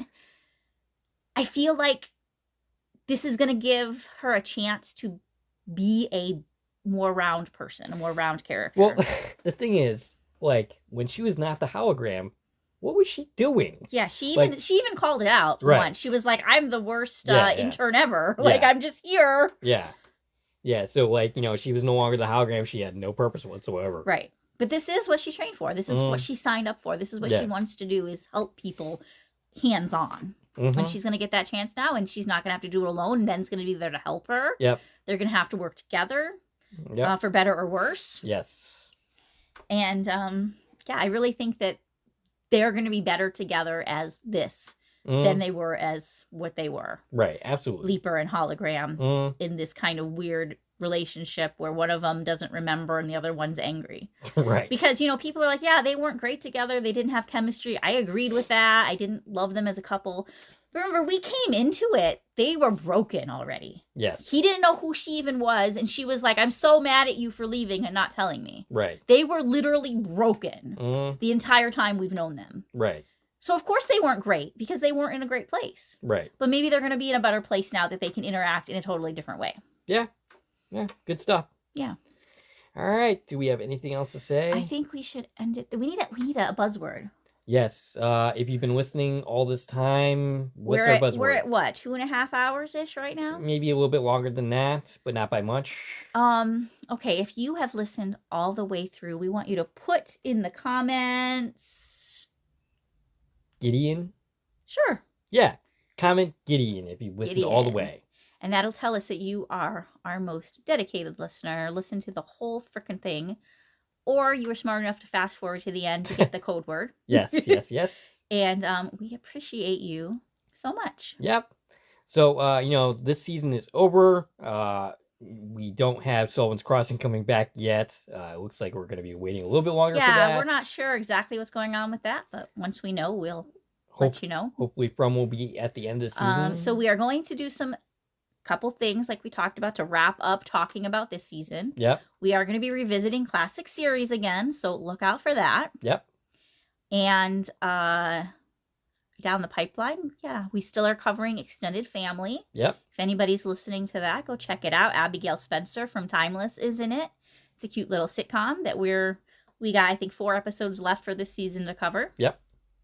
And then, like you just said, we're waiting for Sullivan's Crossing and From, which will both be coming sometime this year. And, in between that, we'll do the random things that we usually do. Random things. We got Under the Dome that we still got to cover. That's even though right. We got to get back to Under the Dome. We might have to start over. Yeah, I don't remember any of the characters' names, but yeah. There's that to do. Yeah, we got plenty of things to look forward to. Plenty of things to do. Yeah. So stay tuned to Corn Productions. Make sure you have your notifications turned on because it might seem a little more sporadic of when we post things since we're not following this strict TV schedule. Yes. But make sure you don't miss us. Yeah. All right. We'd like to hear from you. What'd you think of this podcast? What'd you think of this episode? Stacie can be reached at? I can reach on Twitter X, Instagram, Threads, and the Quantum Leap forums at Al's Place under the username at TVN Coupon Talk. If you like this video and want to support the channel, there are a number of ways to do so. You can follow me on Twitter at Core Productions. You can join one of my Core Productions Facebook pages. You can buy something from the Core Productions store on Zazzle. You can buy me a coffee, which is not a new way to support content creators such as ourselves. You can join the Core Productions membership for 99 cents a month. And of course, you can like, share, and comment on this video as well as subscribing to our channel. This is Dave and Stacie from Core Productions, signing off.